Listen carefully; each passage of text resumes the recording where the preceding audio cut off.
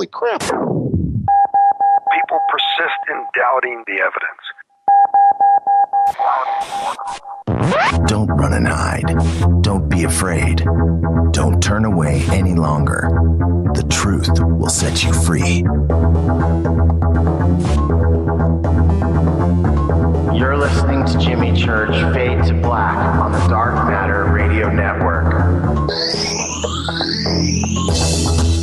We're turning all of our antennas towards Jimmy Church on Dark Matter Radio.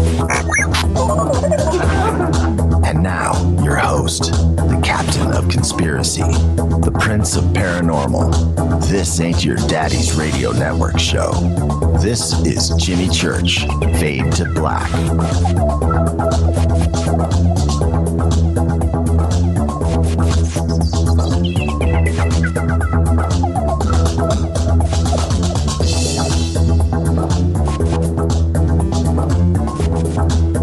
Ha ha! Yeah. How's everybody doing? Just messing with you. That was just wrong. Big bowler wrong. This is Fade to Black, bespoke radio for the masses. Today's Thursday, November 6th. 309 days into the new year. We are live from the JP Motorsports Studios right here in sunny downtown Burbank, California. For KJCR and the Dark Matter Radio Network, I am your oh-so-humble host, Jimmy Church. How is everybody doing tonight? All around this great country of ours.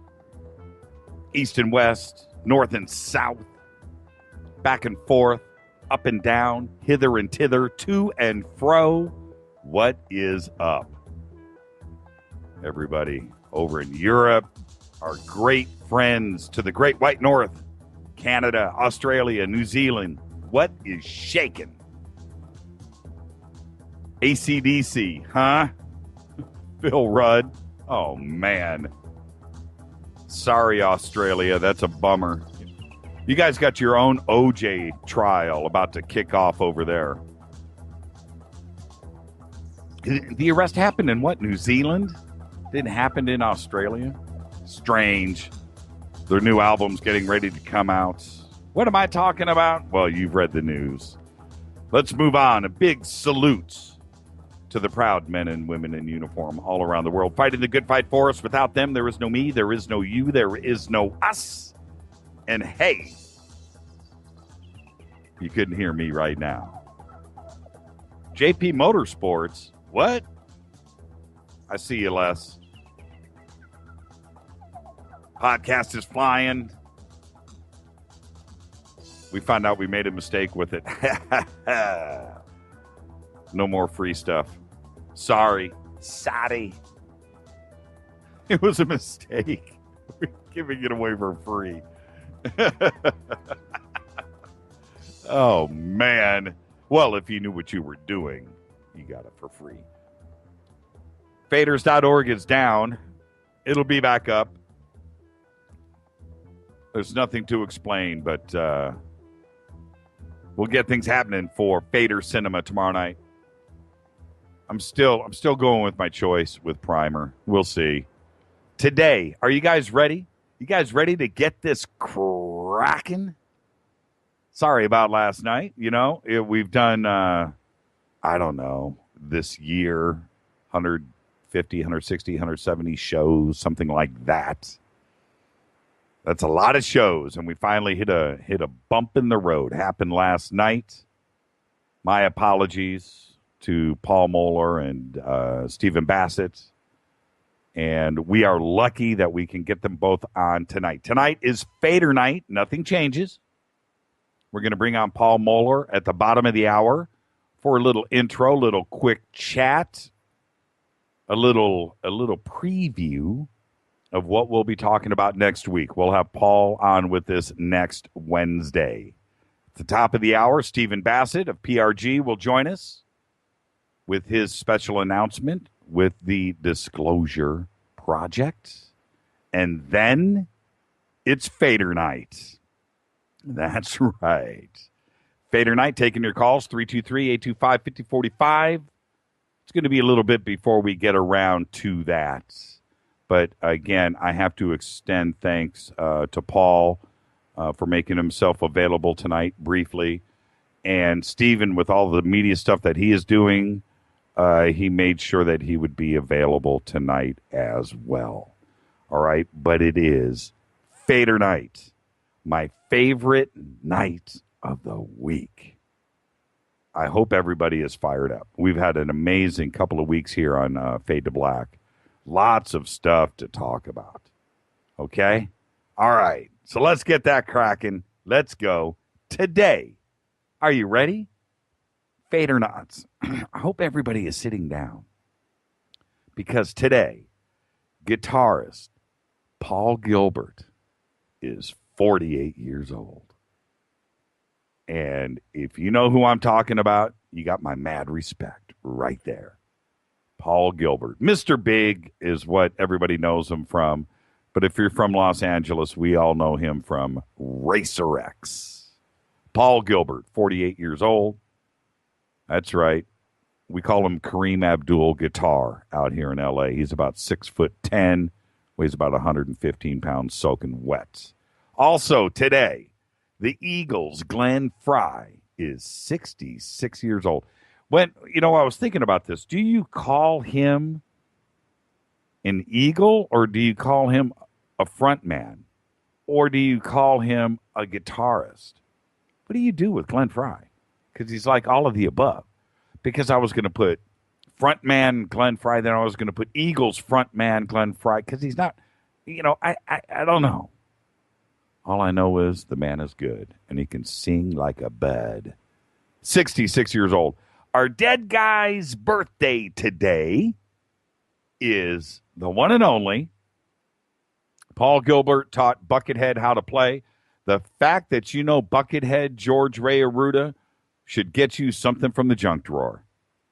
Buckethead is the man. Buckethead. Oh, okay. Don't get me off on a tangent. Where was I? Our dead guy's birthday today is Jonathan Harris. How do you make the cut? How do you make the cut here on Fade to Black? Well, Jonathan Harris is remembered for playing Dr. Zachary Smith on Lost in Space. And I got to say, everybody talks about, what was her name, Judy? Everybody talks about, Judy and Bill Mummy. But for me, it was Dr. Smith.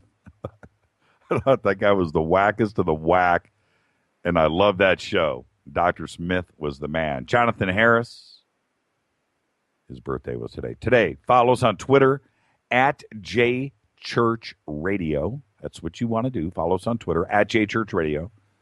Facebook, YouTube. YouTube is still backed up. Nothing's changed there. We will. Cortana just said she knows Buckethead. What? Is he a friend of yours? You know Buckethead? Or do you know who Buckethead is? Two different things. And if you know Buckethead, let's talk after the show. Twitter, Facebook, YouTube, everything is Fade to Black, J-Church Radio. You know what to do. Follow, like, subscribe, friend. You want to go over to my personal Facebook page. That's right. I just, somebody sent me a friend, I get, a certain amount of friend requests every day, and I weed through who cuts, who makes the cut. I got one today from Ziggy, or maybe yesterday. Then I just see on Twitter here, Ziggy. And I tweeted, dude, were you the one that sent me the Facebook friend request? Because I can't forget Ziggy. John, Bob, Bill, Helen, Karen, Stephanie, but Ziggy you can't forget. And I don't know if he tweeted me back yet. So Ziggy, if that's you, I'll friend you, dude. I will. Tonight, Paul Mohler, bottom of the hour. Stephen Bassett, PRG, will be joining us at the top of the hour. Don't forget, tonight is Fader Night, 323-825-5045. You can email throughout the show, Jimmy at jimmychurchradio.com. If you feel so inclined and you're scared, which I can understand, just go over to the contact page at jimmychurchradio.com, where we use special NSA encrypted servers. Non-NSA. Not NSA. Non-NSA. Everybody thinks I'm NSA. So funny. This week, after that coast-to-coast announcement this week, I couldn't believe the amount of email that I got claiming I work for the CIA. I was an NSA disinfo agent. Oh, man. It was funny. That's funny stuff. But please, if you know, somewhere there's checks in the mail that are lost when it comes to that. If you have any questions tonight and you don't want to call in, I'll take some questions. Just hashtag F2BQ. Hashtag F2BQ. That pops up all by itself. And I'm looking over here now. Yes, okay, they're already started. Hashtag F2BQ. And I'll answer any questions that you have, and we'll do that tonight. All right, let's see here. What do we got? Got an email from Dan today. And he says, now check this out. This is interesting. Dan, I'm not using your last name, if you don't mind. I'm sure you understand. He says, I just discovered the Dark Matter Radio Network, and in a moment of synchronicity, I happened to tune in while you were interviewing Annie Jacobson. Of course, he's speaking about last night with the Annie Jacobson replay. I got a lot of Annie Jacobson email today. And I'm sure you saw that action on Twitter, too, as well. Annie, everybody dug that show that we did. And I hadn't gone back and listened to it at all since we did it. But good stuff. Anyway, he says, you were speaking about Bob Lazar and asked if anyone knew him when he was younger to reach out to you. Well, I'm pretty sure I did know him, but under another name. It was Prescott, Arizona, 1973 to 1974. He was about 16 or 17, and I was about 14 at the time. Not only did he look and sound and speak like Bob Lazar, my friend was very interested in many of the same things as Bob Lazar. More pieces of the puzzle came together when I recently discovered that Mr. Lazar owned United Nuclear, and I saw a business built around the very same things my friend was passionate about. There are many aspects of my friend's story that dovetail very well with what I know about Mr. Lazar. I can provide you with more information if you are interested in pursuing this. Of course I am. I just recently saw, by the way, thank you for the email, Dan, that Bob is going to be speaking in 2015. That's right. UFO Minds. I think it's, where is it at? Arizona, New Mexico, Arizona. And I'll look that up or somebody can post it. But yeah, 2015, Bob. I'm going to be there. There's no way I'm going to miss that. To see an aged, grown-up Bob Lazar and see how he's handling things today. Can't wait.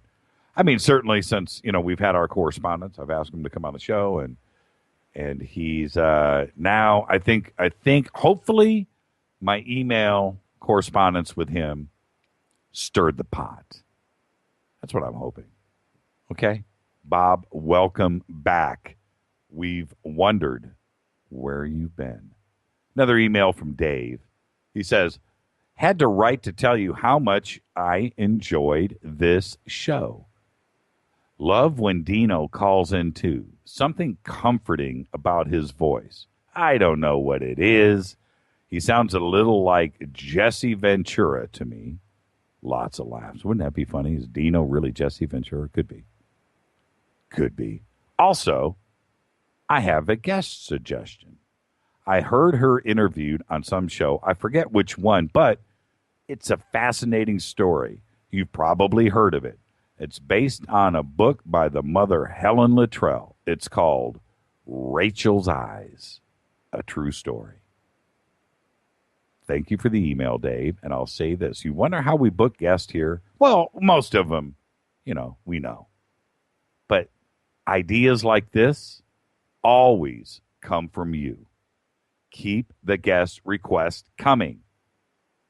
Keep them coming. Almost everybody I book on the show is somebody that you know And it's just something, I see it and I go, you know what? Great idea. Great idea. David Hatcher Childress eventually will make it onto this show. Tonight, don't forget, Paul Mohler in 15 minutes at the bottom of the hour. Stephen Bassett will be joining us from PRG with his announcement. And then it is Fader Night, 323-825-5045.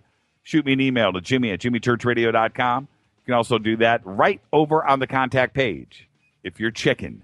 But it all goes through the producers here. If it's good, it gets to me. And that's all you need to know. This is Fade to Black. It's Thursday, the best night of the week. Tonight, immediately after the show, I'm going to jump in the car, leave the studio, and drive over to Coast to Coast. I'll be on with George Norrie at around 10:30. Dial in. Check it out. I'll be back right after this. Stay with us.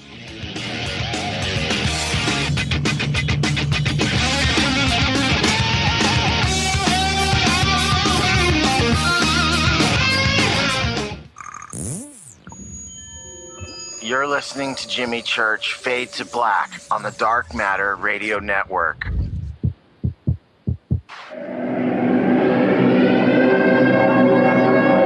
Ladies and gentlemen, girls and boys, you have tuned into the latest phenomenon in late-night talk radio, Fade to Black, starring the inimitable Jimmy Church, showcasing his continuing quest in pursuit of knowledge of the strange and paranormal. Sit back, open your mind, and let's get cracking. What's up, revolutionaries? It's me, Jimmy Church. Do you have an IRS or state tax issue? Well, I did, and I called national tax experts. My problems were fixed, done, fini, and man, I got to tell you, it was a relief. National Tax Experts are a recognized tax office that services clients in all 50 states. It doesn't matter where you live. Give them a call. I'm telling you, they take the time to understand each and every client's individual financial status as well as their financial goals. And that's exactly what you need, my brother, when you're taking on the evil three-letter. So, seriously, give them a call today at 1-877-909-5444. Again, 1-877-909-5444. Or go check out their website, www.nattaxexperts.com. That's NATTAXEXPERTS.com. Tell them Jimmy sent you. This is KJCR at JimmyChurchRadio.com. On the Dark Matter Radio Network.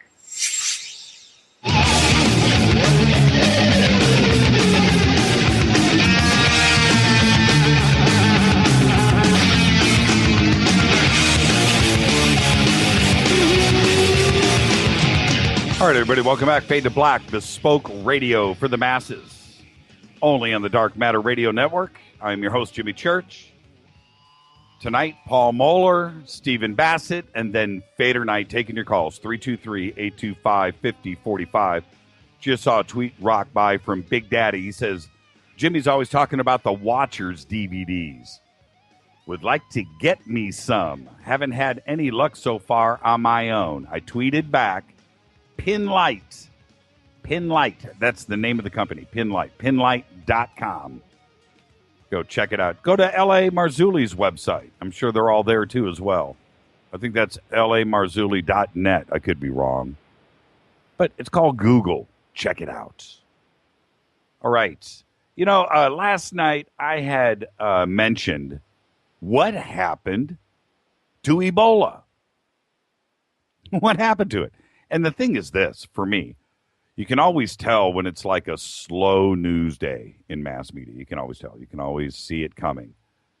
And I mentioned it last night. And then today, Don Lemon of CNN does an interview with Amy Vinson, the nurse. And now she has Ebola. And she doesn't know how she got it. Vinson was declared Ebola free last week after treatment at Emory University Hospital in Atlanta. I ask you, what happened? Makes me a little bit nervous. She says, and I'm quoting here about how she got it. She says, I have no idea. I go through it almost daily in my mind. What happened? What went wrong? Because I was covered completely every time. I followed the CDC protocol. I never strayed. It's a mystery to me. Now, end quote. It makes me nervous. I'm wondering, well, could the virus have, started to transmutate, change? Could she have gotten it another way? She says she was covered. She followed CDC protocol. She was declared Ebola free. Could there be something else going on with this? I don't know. But as soon as it seems like the big Ebola scare kind of died down a little bit, it's back. Is it the media with not having something to talk about? Is this a story? Is this a story? Or is it just a slow media day? I don't know, but it makes me nervous. Why go back to the well? If there's an actual concern here, why do the interview? Don Lemon is sitting right in front of her. She's got Ebola. That's strange. And you have to watch it for yourself. It's kind of weird. It's kind of weird. I'm trying to figure it out in my own mind. Yesterday, I put up on Facebook about the top secret city that was quietly built near Area 51. Lots of email about it today. It went crazy on our Facebook page. At last look, I don't know how many shares, but it was in the tens of thousands. I don't know how many shares.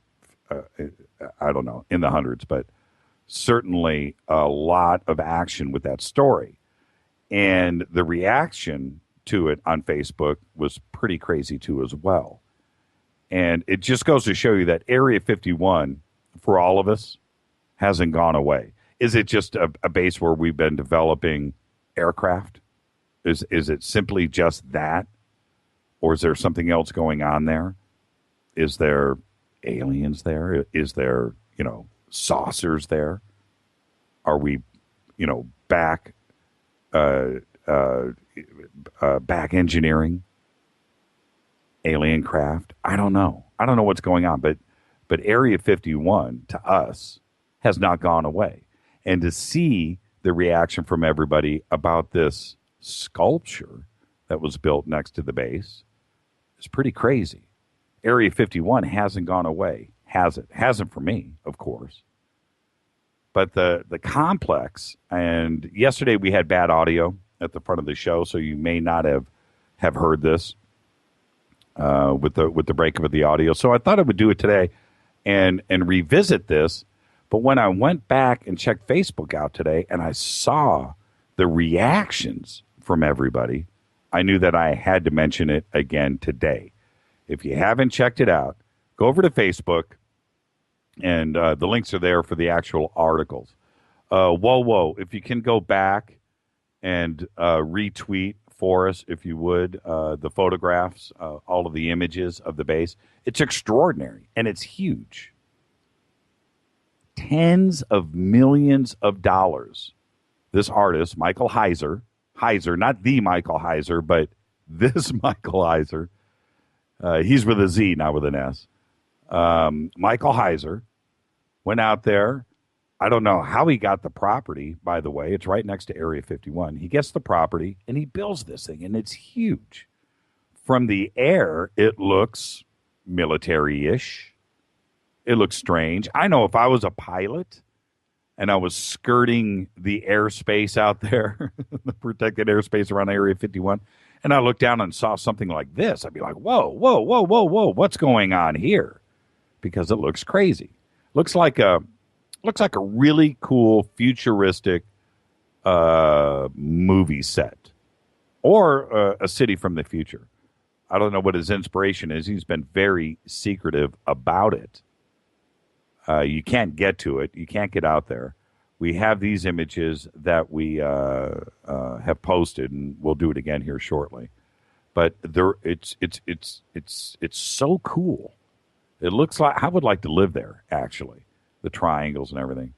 Now, all of the workers that have been out there that have been building it. I'm talking heavy equipment, concrete, but the way that they have built it, that everything is less than 1/16 of an inch off of Michael Heiser's original designs. You have to see it. He says, and I'm quoting here, that his piece, he calls it a sculpture, is meant to stand the test of time. You have to check it out.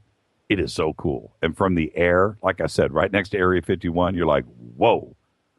Yeah, okay. Let me retweet these really quick. Bam, bam. Okay. Check out those images. I don't even know. You know what it kind of reminds me of? This one aerial shot. It kind of, and remember, it looks like some of those crop circles from the 80s, doesn't it? You remember Randy Rhoads, the Roswell guitar? Remember that? It kind of looks like that, doesn't it? Pretty interesting. But that is sculpture. I got to get out there. I mean, let's see the triangles. You see this other image? Look at the triangles and look how all of that is put together. That is nuts. I got to tell you, if I was a band, that's where I'd shoot my next video. Right there. The top U.S. military commander in the fight against ISIS said today that airstrikes are working to erode the terror group's capabilities and warned the militants that the U.S. military is listening. I don't know why he would do such a thing, but he did. Army General Lloyd Austin, who heads the U.S. Central Command, made those remarks at an event Thursday with the Atlantic Council, which was moderated by CNN anchor and chief Washington correspondent Jake Tapper. He went on to say, "I'm confident that we're having the desired effects," Austin said, "of the airstrikes in Syria and Iraq. What we want to do is take away the enemy's ability to command and control, his ability to sustain himself, his ability to project combat power, and his ability to move forces back and forth across the Iraq-Syria border." Also, he said that there's only about 9,000, I think the top end was 16,000 ISIS fighters. And that's one of the bizarre things about everything to do with ISIS is how can 9,000 kids, 9,000 guys, I don't care how trained you are, nearly take over two countries, topple Syria. They're getting, they dangerously close to toppling that government, and they're right at the gates of Baghdad, taking over air bases and army bases and border checkpoints and cities and towns. With 9,000 guys, 16,000 guys, I don't know. Is it 5 guys per village that can do this? I don't get it. I really don't. But you know what I do get? Today's Thursday, and it's Fader night, and I'm fired up. That's right. In a few minutes, right after the break, Paul Mohler will be joining us. MollerInternational.com, the new website. We'll be talking about that tonight. Top of the hour, Stephen Bassett will be joining us from PRG to talk about the Disclosure Project. Big announcement from Stephen at the top of the hour. And then it's Fader night. That's right. 323-825-5045 is the call-in number. Shoot me an email to Jimmy@jimmychurchradio.com. I'll be back right after this. Stay with us.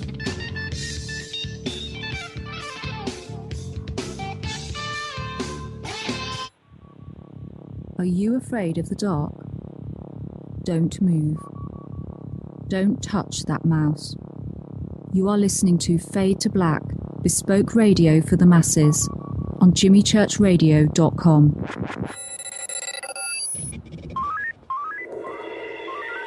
Way out here, we listen to Jimmy Church on the Dark Matter Radio Network. dark matter. Dark matter, dark matter, dark matter, dark matter. You're listening to Fade to Black on the Dark Matter Radio Network. ¿Qué tal, mis amigos? Yo soy Mario Carson, el tiburón, y los invito para que escuchen a mi buen amigo Jimmy Church Radio. ¡Claro que sí! Oi, I'm Reese Evans. You're listening to Jimmy Church. This is Revolution. The revolution will not be televised. The revolution is on radio. Ciao.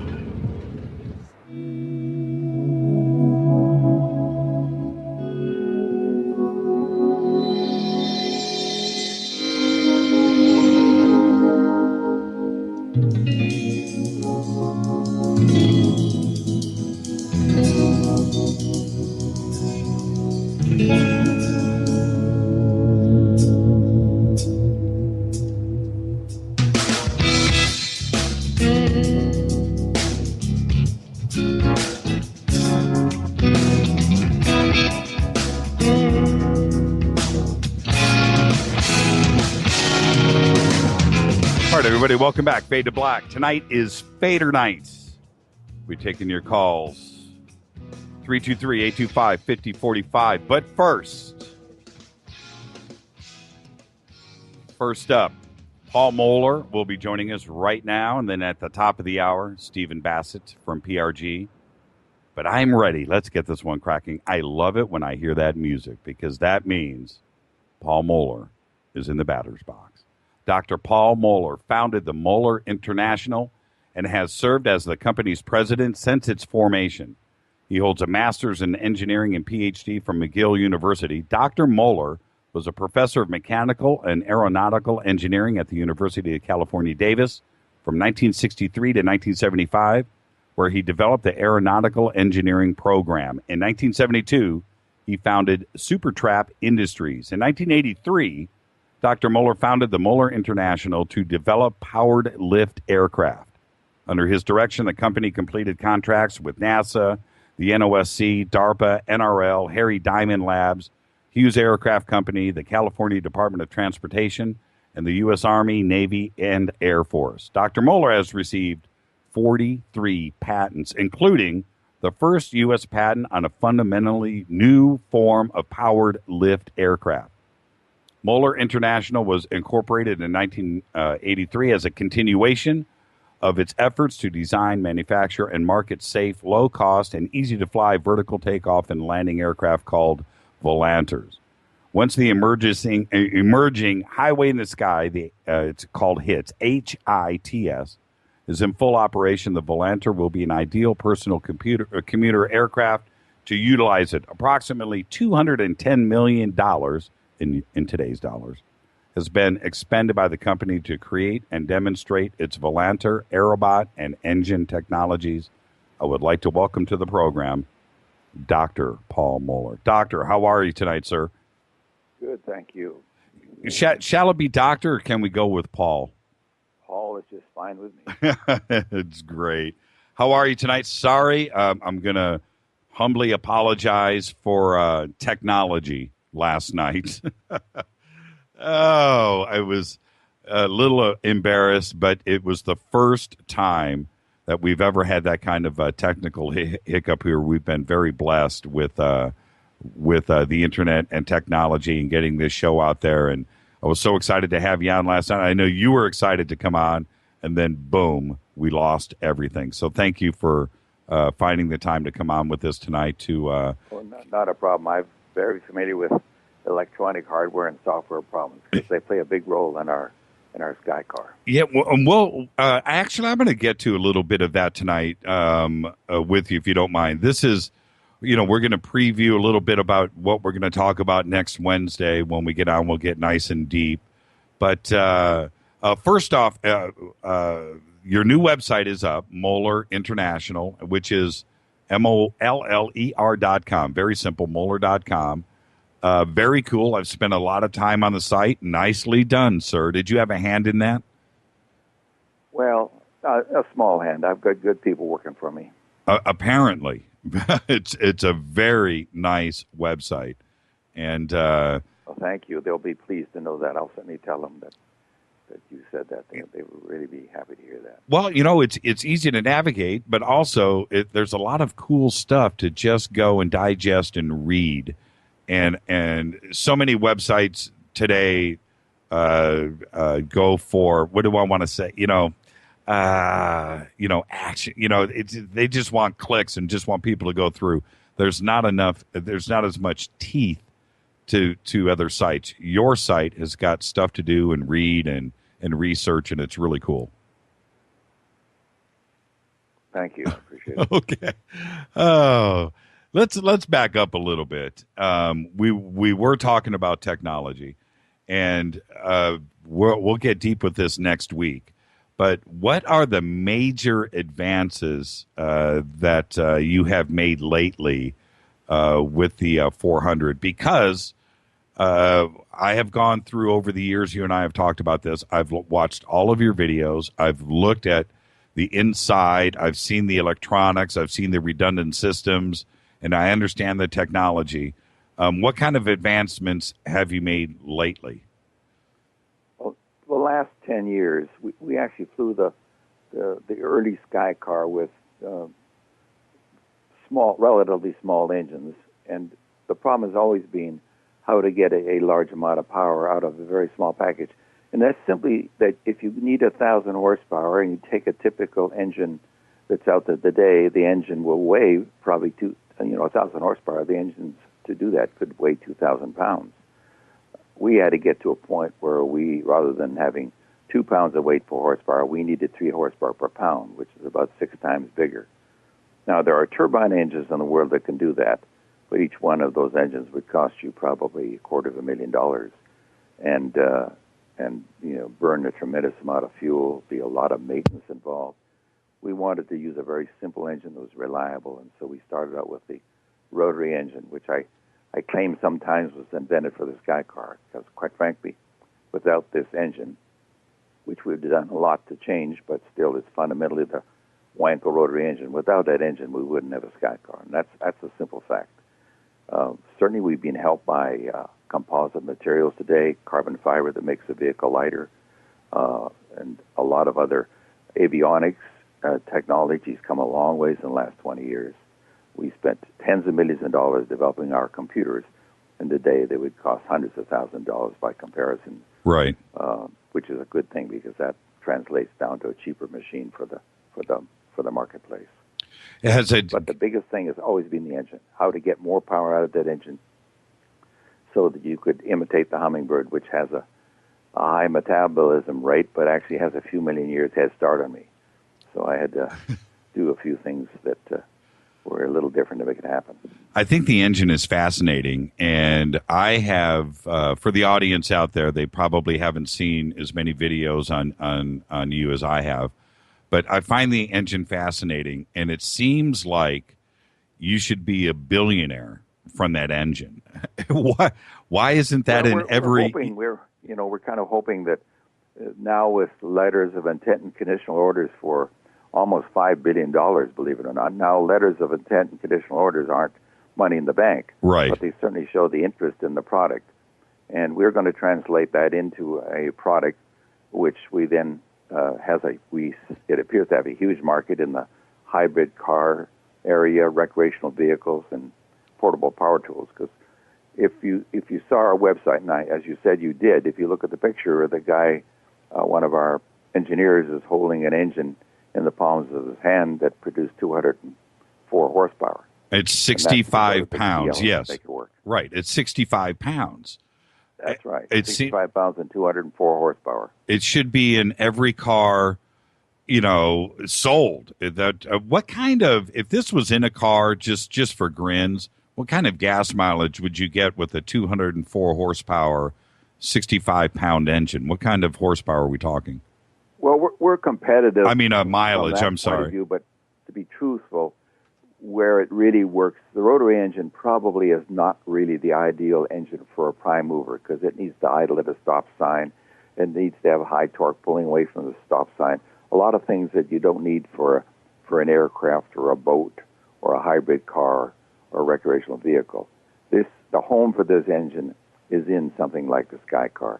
because it has this tremendous amount of power at the higher RPM where you're going to be operating when you're dealing with the aircraft during the takeoff. What is the RPM, by the way, from guy to guy? This is guy talk.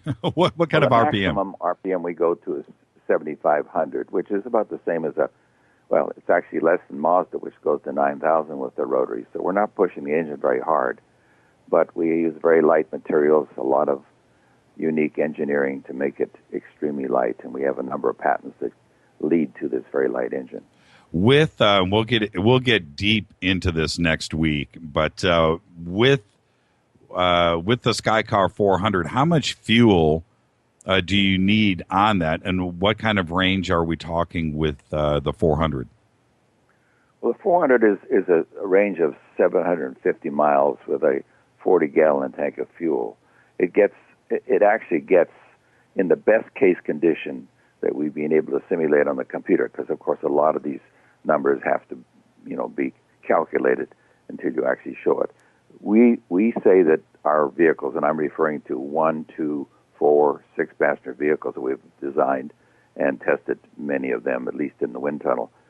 We aim for 100 passenger miles per gallon, which in the M400 would be 25 miles a gallon for the vehicle. On the 200, it would be 50 miles per gallon, and on a one-passenger, it'd be 100 miles per gallon.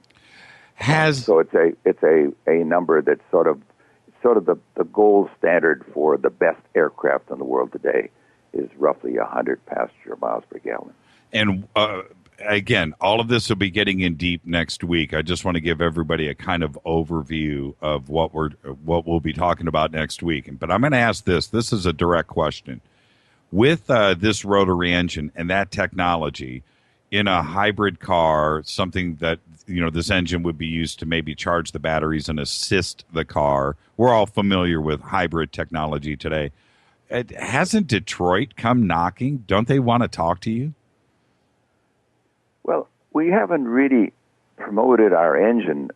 They may run into it, but unless I get out and promote it, and the reason I haven't promoted it is because I've got more orders than I can handle now. At the same time, Detroit is a company, or companies in general like Detroit, automobile companies, pretty much wait for the product to come to market with the view they would take it from there. They've told me personally that they will pay 10 times as much after it's in a proven form than they would do initially. And so you really have to get support from the private industry, speculative people who can appreciate the future of this technology, bring it to the phase where Detroit would pick it up, and then, of course, you wouldn't have any problems raising money at that point. But they want raising money has always been the biggest problem with us, because this kind of product is usually developed by major industry. But major industry doesn't do it unless it's a military contract, and then they use a turbine engine, which is kind of a cheating solution. You just put, my trade school professor, teacher said, you can fly a brick if you put enough power on it. Right. And it's really true. That's the way the military does it. And then, of course, they have a vehicle that has very little range that costs a huge amount of money and typically never makes it to the market. How many employees over at Moller today? Well, we're pretty thin now. We're running around 10 in terms of part and full-time, but I've had as many as 40 engineers working with me, and I've had as many as 125 employees when I was building mufflers. But for the moment, we're down to a good team. We've got a lot of good consultants on call that we work with, but we're keeping it as tight as we can until we can raise enough money to move into the next phase. And what is the next phase, Paul? Next phase would be to demonstrate the M400 after a good deal of flight testing on a tether, which typically is the way we do it.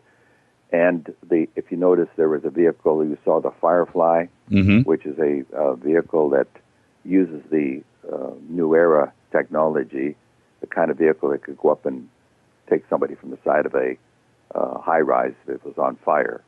We're concentrating on that because we've had so much interest in it as a border patrol vehicle or a utility vehicle around the ranch or as a rescue vehicle. And it's immediate. You can get out there and find a place for it, whereas the Skycar clearly depends on the highway and the sky before it's going to be used everywhere, and a few other things. So we're doing two things at once. We're putting the M400 back into the air in front of the press, and we're going to be demonstrating at the same time the Firefly as a practical rescue vehicle. Now, and this is about a $3.5 million undertaking. But, today's world, at least in the world I live in, that's still difficult to find. Sure it is. With the Firefly, it's 8 engines?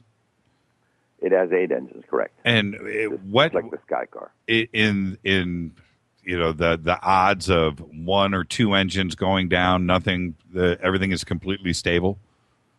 Yes, the computer, in fact, we've operated where we've purposely turned off an engine and you didn't even see the vehicle even tilt slightly. I mean, the engines respond in something in the area of about 45 milliseconds to a demand. So there's not even time for it to move even a couple of degrees before the other engines pick up the slack and take over. Now, if you lose 2 engines adjacent to each other, you would probably have to bring it down. I mean, you might have a hard landing, but I think you'd survive it. We have everything uncoupled one another, so there's no reason one engine is going to interfere with the other. Hey, this is how my brain works, Paul, and please take this the right way. The Firefly looks like the coolest amusement park ride ever in the history of man. You would have thousands of people lined up to ride on a flying saucer, and it looks ultra safe. And I can't imagine why Six Flags and Disney aren't buying these by the boatload. Well, we talked to them at one time. They talked to us before they built one of their sort of hovering amusement things where they hovered, fairly close to the surface. I don't know if you remember one time they had a amusement park like that, but this is, of course, much more free where you can actually move around. But keep in mind, you're dealing with a lot of horsepower and a lot of other things that would still cost quite a bit of money. It would be difficult to build these packages so cheap that you could build many of them in an amusement park. Looking at the Firefly, I'm going to ask you the same question about the 400, maybe even the 200, but what would the Firefly cost? What are we looking at here? Well, the cost of the Firefly is the cost of the engines, and we know from our work that it is possible in very high production to get engine costs down to about $30 per horsepower. So if you've got in the Firefly, you've got 600 horsepower, you'd have $18,000 invested in engines. The vehicle typically costs about twice of what the engine. So if you're talking about high volume, 100,000 units a year, you're talking less than $50,000. That's amazing. I mean, that's just amazing. I'm buying stock in Moller tomorrow morning. Now, you might mention I think you might have already done that, but we are a public company, and so anybody can go on our internet site and just punch in invest and see where they can go and buy it. Because not everybody's willing to sell our stock because it's seen as somewhat speculative. They have no idea where we're going to be tomorrow, and so they wouldn't necessarily recommend it to their normal stock buying people. So it's the kind of thing that people have to really buy on their own. They probably won't get it through their broker unless they're going in there and trying to buy, 1 million shares. Right. I'm going to check into that. I'm going to check into that tomorrow. We'll see if we can blow up your website tonight. Okay. What about the Skycar 400? What are we talking about as far as cost there? We've all, the initial cost of that is the price of a 4-place helicopter because that's our competition. In the market, we've already got, near 100 orders with deposits. So we don't have any problem with sales at that price when it comes to market. But of course, that's where you start out. The one thing that we can do that other vehicles can't do is we can reduce the cost very quickly with volume. You really can't reduce the cost of a helicopter with volume because you've got 40,000 moving parts in the damn thing, and those parts are all expensive. We have 2 moving parts in each engine, and we have 8 engines. So our total moving parts on our whole vehicle are are 16 moving parts. Nothing else in the vehicle is critical. With the way that it's designed, how fast does it go before lift occurs? It goes pretty fast because your wings are small. We considered fully transitioned at 135 miles an hour. But you get there, you get to 135 miles an hour in less than 10 seconds.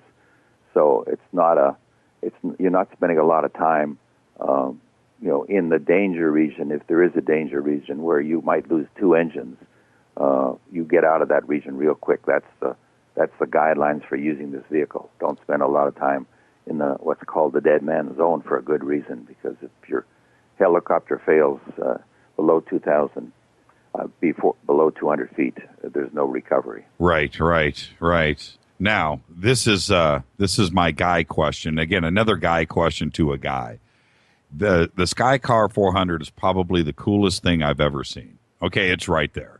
The baddest Ferrari, the coolest motorcycle, rocket, whatever you want. It is aesthetically put together correctly. Who designed that? Well, the funny thing about that kind of vehicle is that, function follows form, or vice versa. It sort of designs itself. You go in a wind tunnel. Now, you have some aesthetic choices along the line that can, improve the overall appearance in the end. But a beautiful airplane is usually a fast airplane and an efficient airplane. And so, to some extent, it tends to design itself. We have our own wind tunnel, and we spent thousands of hours in the wind tunnel. We also do a lot of computer-aided design, where we actually do a lot of the, today particularly, which we couldn't do, 20 years ago. We can do a lot of design work or testing it actually on the computer. Do you actually go and maybe change the design from efficiency to maybe make it look cool too as well? Do you change it for that reason? Or is it just purely function? Well, that's a tough one to answer, because my best grades in school, because I wasn't a particularly good student in high school because I was a very lazy student, but my best grades was in art, believe it or not. So I always had a kind of a feel for wanting things to look particularly good. I wish I could have done as well in social studies or something like that, but I was too lazy to do that. So I ended up with I went to a trade school, as you probably know, after I left high school, because the idea of going to the university was very uninteresting to me, and then ultimately ended up being fortunate enough to get the chance to go to graduate school without actually going to the university. Well, look how far you've come, and you and I were talking about this off the air. Here, when you look at Moller, you look at Moller International, you look at the success and where the Skycar is, and all of your designs and stuff over the years, it looks like to me you're the complete package. But how far are you along? I know you answered this question with me off of the air, but for everybody else, where do you think you are? Are you at the... Technologically, we could be flying next year. There would be two elements we have to deal with. We have to get FAA approval for a powered lift category similar to a light sports aviation category, because that eliminates a pilot's license, and it also eliminates FAA certification, which means you get the market in a year instead of 3 years. Mm-hmm. That's our objectives. And the other thing, of course, is we have to raise enough capital to demonstrate these two vehicles in a broad spectrum of places around the world, which would then engender enough interest that I think we'd have all the capital we need. So that's sort of our $3.5 million goal, which is not a lot after spending, as you said earlier, $210 million in today's dollars. But the last dollars come hard, because people they get tired of waiting, and then they get less interested. Are you late in the fourth quarter? Are you in the ninth inning? I'm in the ninth inning for sure, but the ninth inning can last a long time if certain things don't happen. Right. Okay. One of the biggest hurdles for me, for me, I'm involved, is hits and the highway in the sky. Is that ready to go? Let me ask you this way. you're in manufacture. You're building Skycars tomorrow. You've got Skycar dealerships right across the country. You've got showrooms. Is HITS Probably ready? That would take a while, because what I would think would happen, based upon our own economic study, is the vehicle would first come out as a rental vehicle. It's so simple to fly that it doesn't mean people have to go out there and get a pilot's license. And if you can eliminate the need for a pilot's license, what's going to be required if we're successful with the FAA is very similar to a driver's license. You take a test, which is similar to a ground school, and you're ready to fly. Now, the issue then is how advanced is the highway in the sky, because it's going to do the work for you. And it's there, but it's used mostly by commercial airliners today. It will change when it's expanded. I mean, the technology is so easy compared to anything else we could refer to. It's just a matter of a national commitment to expand the existing system. So my 18-year-old daughter, my 19-year-old daughter, could actually fly this car. Yeah, I've done all the test flying, and I don't claim to be particularly skillful, but I'll tell you it's worth every bit of. And there was some risk in, of course, near the beginning, but flying it is truly like a magic carpet, because in a helicopter you get the vibration, you get the noise, you get the feeling you're being lifted from above, which is all very exciting, and I love the helicopter. But in this case, there's no vibration. The rotary engine is completely free from vibration. It's like a turbine, and you're being pushed up from below, which is a sensation much more like a magic carpet than the helicopter. So it really is. I think people will find that it's worth everything that you described earlier when they get an opportunity to fly it. And so I would merely sit down and program my destination into the GPS and hit go, and pretty much I'm trying to wrap my mind around this. Well, first, it's roadable, meaning that you can drive from your home. It's the same size as a car, approximately, a large car. You would drive it from your home. Well, if you had a flat roof house, perhaps you could take off. But if you took off in the front yard, you'd clean your yard and the neighbor's yards out for a block away. But if you took off from the roof of your house, or you drove it to a vertiport or heliport a couple blocks away, you'd click in your destination, and then you could read the book, you could sleep, you could play computer games.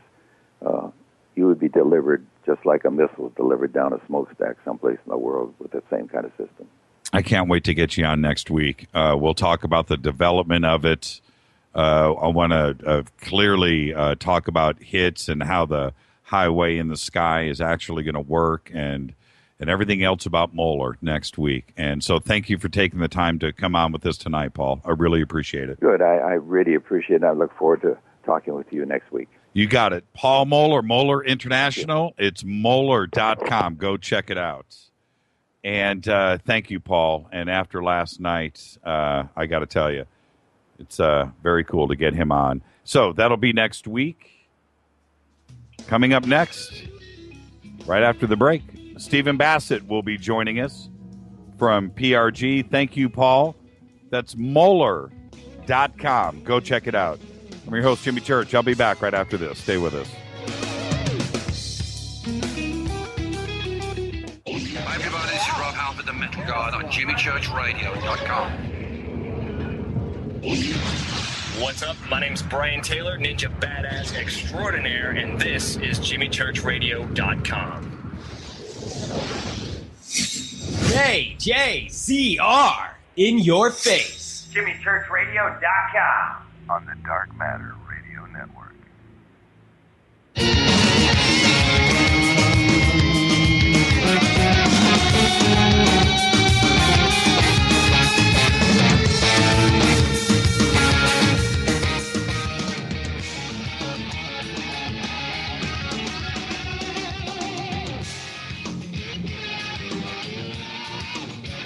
Oh, yeah. Fade to Black.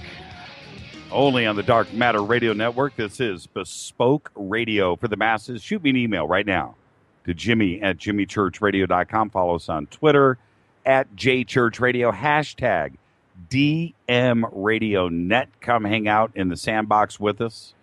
Now, all of the listeners and the FADERNIGHT family on this program over the last year know about my feelings about disclosure. It is one of the most important issues of our generation, and any other. And Stephen Bassett, PRG, has been spearheading that. Yesterday, the elections happened. I was so nervous that I wasn't going to be able to get Stephen on the show with all of the work that he has been doing this week. I can only imagine he is up to his eyeballs. And last night, the network went down, and we had Stephen on. And I reached out to Stephen today, and he said, Jimmy, I'll get you squeezed in. Please, let's do this tonight. So I would like to welcome back to the program our friend, Stephen Bassett. Stephen, how are you tonight, sir? I'm just fine, Jimmy. And just tell me, how's your week going? Well, it's been a big week. It's the most important week in my work since 1996, that's for sure. We launched the Congressional Hearing Initiative formally, and the DVDs of the citizen hearing were shipped to Congress. They're on their way now. They'll take a bit of time because some of them are going by ground, and then they have to go through security, be checked for anthrax, explosives, the usual stuff. Right. And so they're on their way, and that is the beginning of what could be the final days of the truth embargo. The game plan now is to get enough people out there to make it rain on Congress over the next 30 days, starting right now. And this is extremely important. I've been at this a long time, so I know how it works. The DVDs that are on their way, 5,390 of them actually, are the 539 sets, 10 disc sets of the entire citizen hearing on disclosure held last year, April 29, May 3. It contains 30 hours of testimony from 42 witnesses before 6 former members of Congress over 5 days. Nothing like it has ever been done. It is absolutely unprecedented and extremely powerful. It's the most concentrated evidence ever put together in a formal way like that, and it provides the Congress an absolute ironclad basis from which to call hearings without any concerns for political risk. But it doesn't matter if those DVD sets don't get opened.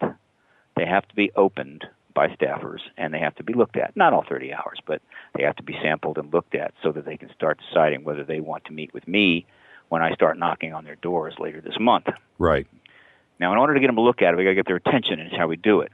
It's called a tweet storm, tweet email storm. And essentially, what that is one moment. I seem to have a issue here with a computer. One moment. Let me see if I can stop this. Okay, you do that, and I'll just comment. Okay, it stopped. Okay, no problem. Okay. Essentially, we have set up a website called factsonwashington.org.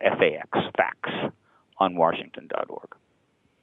And anyone that goes there will find everything they need, all the links, information to send a tweet, post on a Facebook page, or email members of the House and Senate.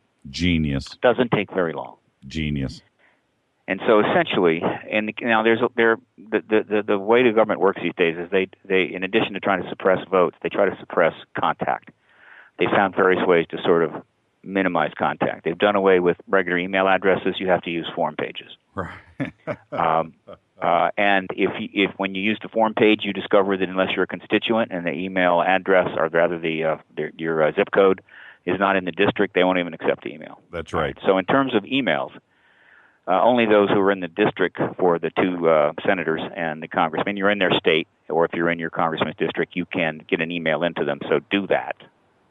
However, all of the senators will accept emails from anywhere because they are more of a national legislative body. So you can email, I think, all of the senators, including people from outside the country, I believe.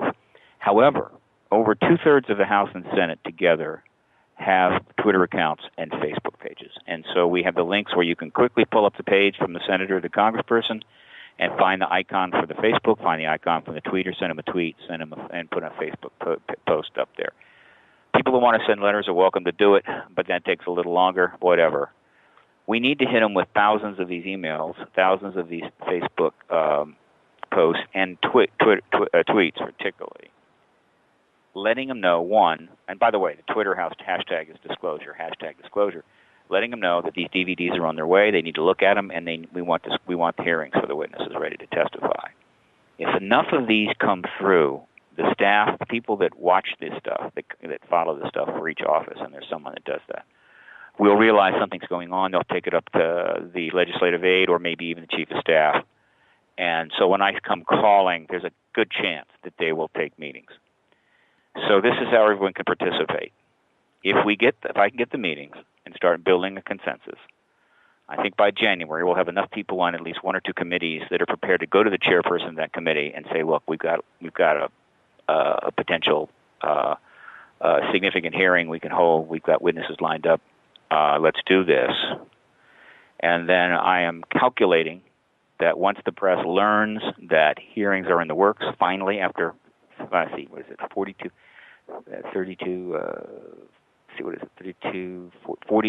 years, since 1968. Right.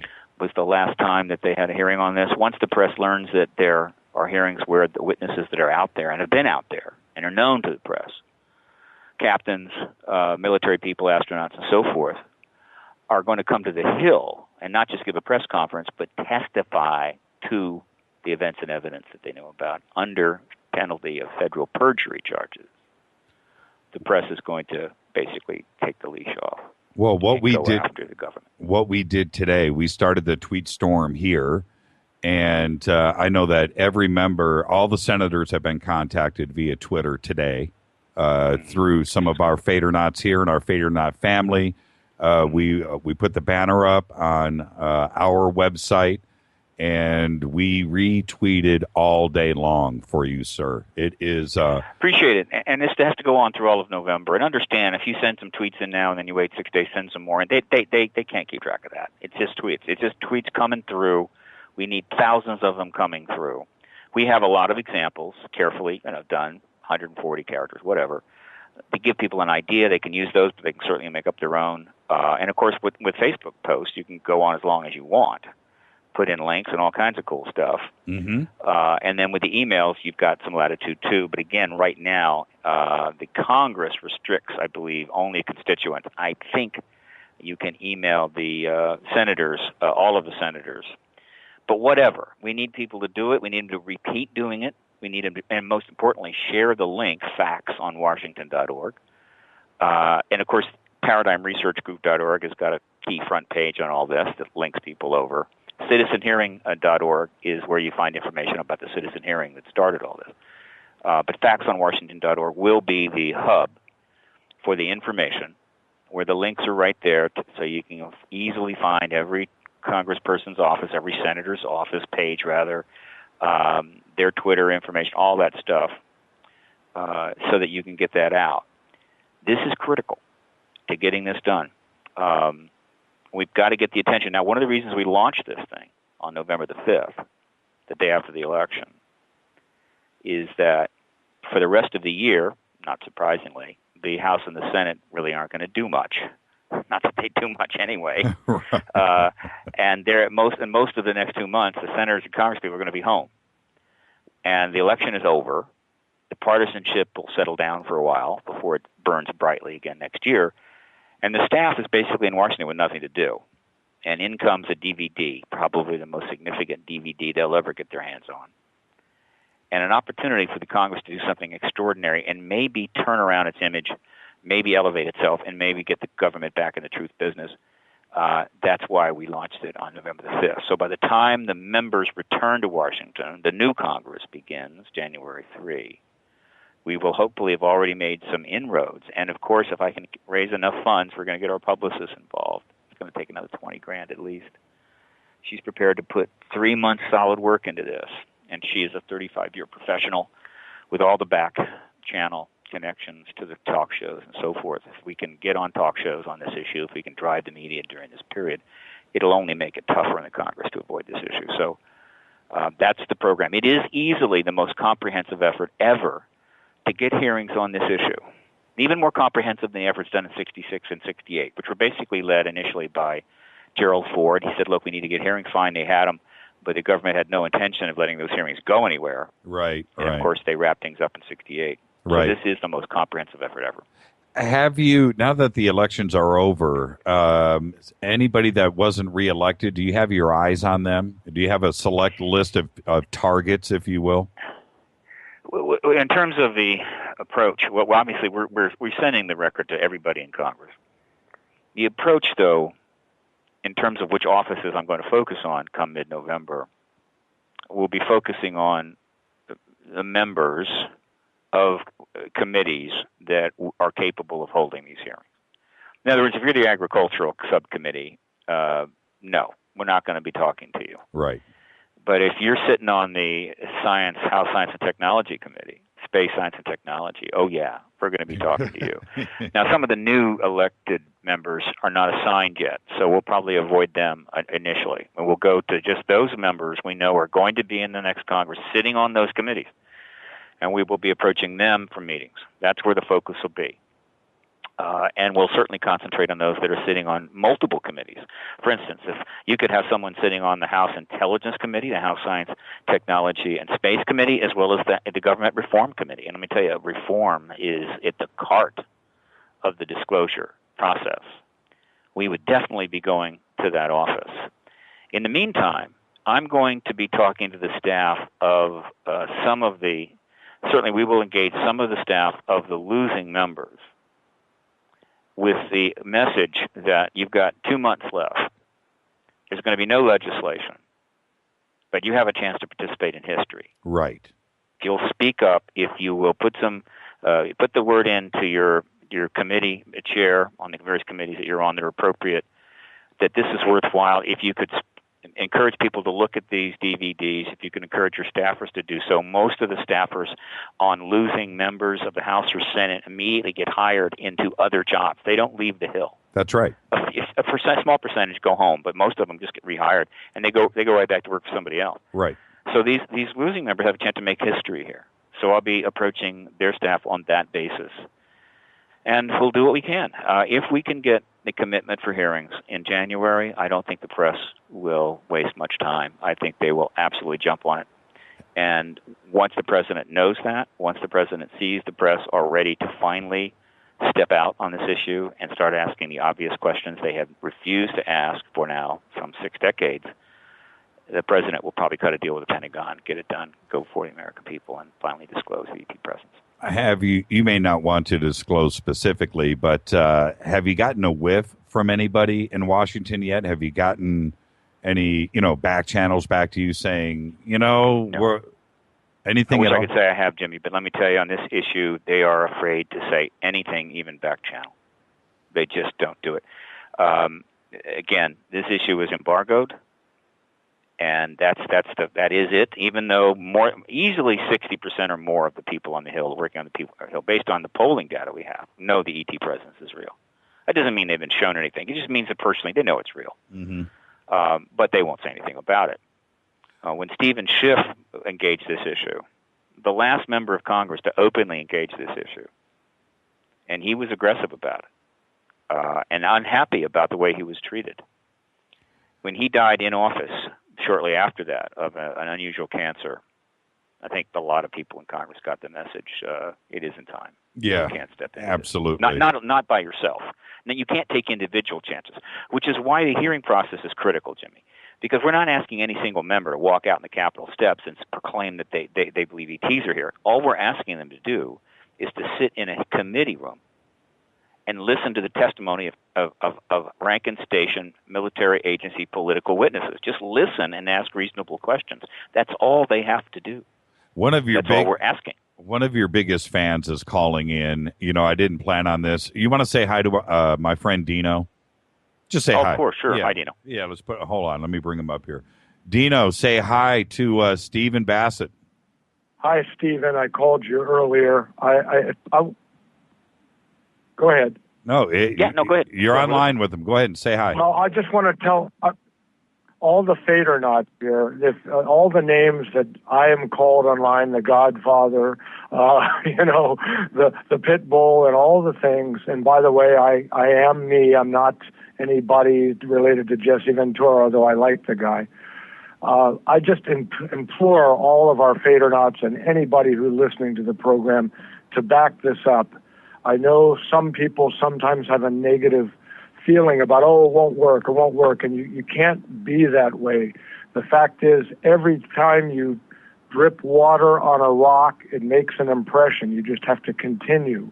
And I don't make a lot of money, but I donated a little money to this cause, and I implore everybody to just do it. It doesn't take that long. I'm working full time. I'm tired, but yesterday I got home and I emailed my 2 senators, and I put it on my Facebook page, even though I don't go there much. And I'm going to continue to do whatever is needed, because Stephen has taken not only a great burden on himself, but he handles it elegantly, and the people that back him up. But the fact that if anybody that sees these DVDs or saw any of the disclosure hearings, the citizens' hearings last year, I don't understand how you can't believe that this is a necessary, important time in history to do this. Thank you, Dino. Did you have a question for Stephen real quick? Well, I just wanted to know, Stephen, I just guess I want to know, I hope you're taking care of yourself, and that I don't want you to spread yourself too thin. Are you doing things? Do you have backup? Do you have people watching your back? Thanks, Dino. Thank you, Dino. I'm fine. I need to go on a diet and get back in shape, but other than that, I'm doing just fine. Look, you hit the nail on the head. Look, here's the deal. We live in a time where we have more power to engage the media and the government we ever had before. At the same time, of course, media and government have been failing us and retrenching. So it's kind of an interesting dynamic. But nevertheless, there have been examples where people have really shifted the ground by getting a viral stuff going on the net. So what we need is for people to, quote, spread the word that the Congressional Hearing Initiative is launched, pass the link factsonwashington.org on, spread it, viral it, both Twitter, email, Facebook, tell people to go there and get involved. Obviously, citizenhearing.org is where they can find information about the original citizen hearing. ParadigmResearchGroup.org has a front page which helps guide people where they got to go. But the core of this tweet storm is facts, F-A-X, on Washington.org. It's not complicated. It's not hard. It's very straightforward. You go there. It's not a fancy site. It's not designed to look super slick. It's just designed to get the job done. Mm-hmm. And in no time at all, we could have thousands upon thousands of tweets, emails, and Facebook postings. I mean by Facebook posting, I mean Facebook posted to the senator's Facebook page. Right.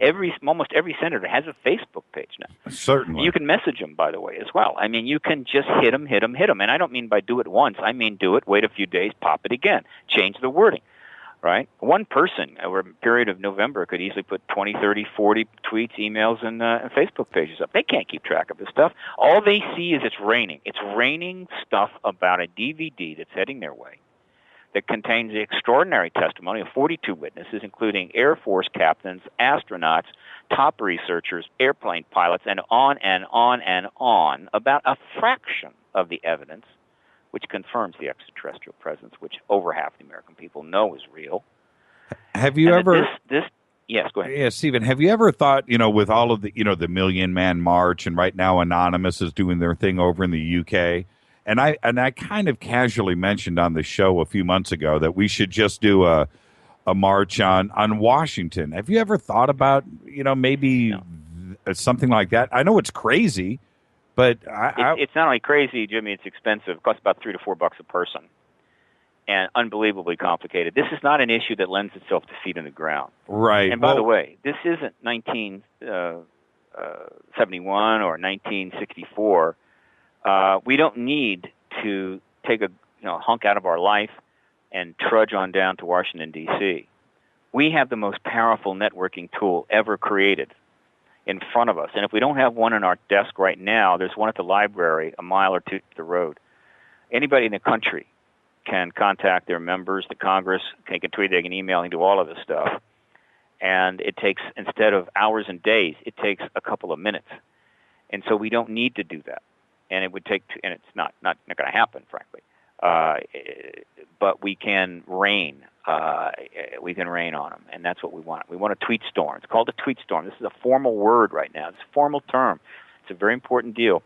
There have been many tweet storms. Usually they're around some celebrity, something happens to them, and you'll see a massive tweets emerge and go viral, and you'll be millions of retweets. We need nothing at that level, but just a decent number, few 100,000, coming down on Congress basically saying there is a DVD set on its way that has information on it, the Congressional Citizen Hearing on Disclosure, that could change the world, and you can be a part of it. The Congress needs to do its job and hold these hearings. That's all we're asking. Hearings that should have been held years ago on probably the most important issue in the world. Now, Congress holds hearings constantly. Many of them are politicized, attacking each other, screaming at each other. They hold hearings all the time. They can put them together on a week's notice. But most of them, I'm afraid, are mostly just politics. This is a hearing that can change the world, and it's not politics. It is not partisan. It is not Democrat. It's not Republican. It is, in fact, witness testimony confirming what half the people in this country already know is true, that there are extraterrestrials here. You know, I mean, that's just the way it is. If somebody's uncomfortable with that, turning away or putting a bag over their head, hiding in the closet is not going to change anything. The extraterrestrials are engaging us. That's the way it is. And the truth embargo is doing tremendous damage to us, to our government, to our social contract. And then there is the question of the sequestered ET technology, which is hidden behind that truth embargo and not available to us while we are dealing with huge problems. Hi, this is Lynn. The whole thing is cockamamie, and it's got to be resolved. This is Lynn from Australia that headed up our first tweet storm on your behalf today. Say hi to Lynn. Hi, Lynn. Hi, Steve. How are you? I'm fine, dear. I love to hear the Aussie accent. I was down there for a tour, and it was wonderful. I hope to come back. She's amazing. Thank you, Lynn, for everything that you did today on Stephen's behalf. Yeah, I'm just 100% behind him, and I just hope it all comes to fruition. Thanks, dear. And in terms of international people, we know they can Facebook post. In other words, anybody from around the world can go to a senator's page, their top page, and hit the Facebook link and post on their Facebook. We think we can email them, and we're pretty sure, and we know they can tweet them. And we are encouraged. I just did a tour of Europe, spoke 11 lectures in 7 countries. And let me tell you, the enthusiasm over there was every bit, if not greater, than it is here. And I'm encouraging people all over Europe to tweet, Facebook post our Congress, because this issue isn't just about the United States. It's not. No, it's not the whole world. And the U.S. right now seems to be the deciding country. It seems to be the linchpin until another country steps forward, which could happen. If it does, fine. But until then, the U.S. has got to get the message that this embargo is no longer acceptable. It's not the only embargo that's out there. I think it's time to end the Cuban embargo, frankly, but that's another form of politics. But let me tell you, these kinds of embargoes are ridiculous, they're stupid, they're embarrassing, and they insult people's intelligence. Stop this kind of stuff. But the embargo on the ET issue is like a mega issue. It's a policy that, while justified perhaps during the Cold War, is now a huge liability to this country, creating enormous damage and also great loss of life and property, or treasure rather. I cannot tell you. I mean, I have done some serious research, and I do talk about this in my lectures. That we don't have probably time tonight to get into it in depth, but you can actually put a price tag on this truth embargo now, and let me tell you, it is huge. We're talking enormous cost associated with the fact that this embargo is still in place. The technology that they have been re-engineering for 60 years is still sequestered. And so the number of people that are dying because this technology has been held back. That's right. The loss in economic growth and potential there because this technology is held back. The destruction of the social contract, where right now nobody in this country believes anything the government does. The cost of this truth embargo has become astronomical. And so we sit there staring at the wall, frustrated that nothing is working. We hate our Congress. We won't vote. The Congress hates itself. It can't get anything done. And people need to think there is a reason for that. This just didn't happen by happenstance. There is a reason for the situations we're in right now. And they start with the fundamental breakdown of the social contract, and that is being driven by the rise of institutional lying in America. That's right. And, of course, the vast secret empire. And both of those are hooked significantly, but not solely, to the extraterrestrial truth embargo. That embargo has got to end now. Hey, Lynn, thank you for your help today. Did you have a question for Stephen before I let you go? No. I'm just, it's. He made a really good point that America is the linchpin, and like the world's, hanging off that linchpin, waiting. So I'm just hope that it all comes out. Thank you, Lynn. All the best. Give my best to everybody in Australia. You know the drill. Yep, love you guts. Yeah, love you back. Thank you, Lynn. Bye. And when the last time you were on, if you remember, I had asked you, did you plan on sending a nice care package with a bow on it to Obama and the Oval Office? Did you do that? Not yet. There are a number of targets outside of Congress, which we will send the DVD to. But first, we want to generate some heat. In other words, if we don't, for these outside contacts and points of contact, if there isn't press going, if we don't have the press involved, if we don't have coverage, if we don't have that tweet storm underway, if things aren't happening, they're just going to toss it. And so these other targets will get that DVD set later in November, depending on how things are going. One of the most important things right now, and forgive me, I don't mean to be blatant about this, but please, I want you. Moment, you are blatant, so be blatant. Yeah, I have Steve. to be blatant sometimes. But the fact is, look, in May the 9th, 2001, Stephen Greer has spent, after spending a good deal of money, I don't know how much, but somewhere between $50,000 and $100,000, brought 18 witnesses and a DVD record, or basically a video record. It was actually videotape. Right. That was a while ago, wasn't it?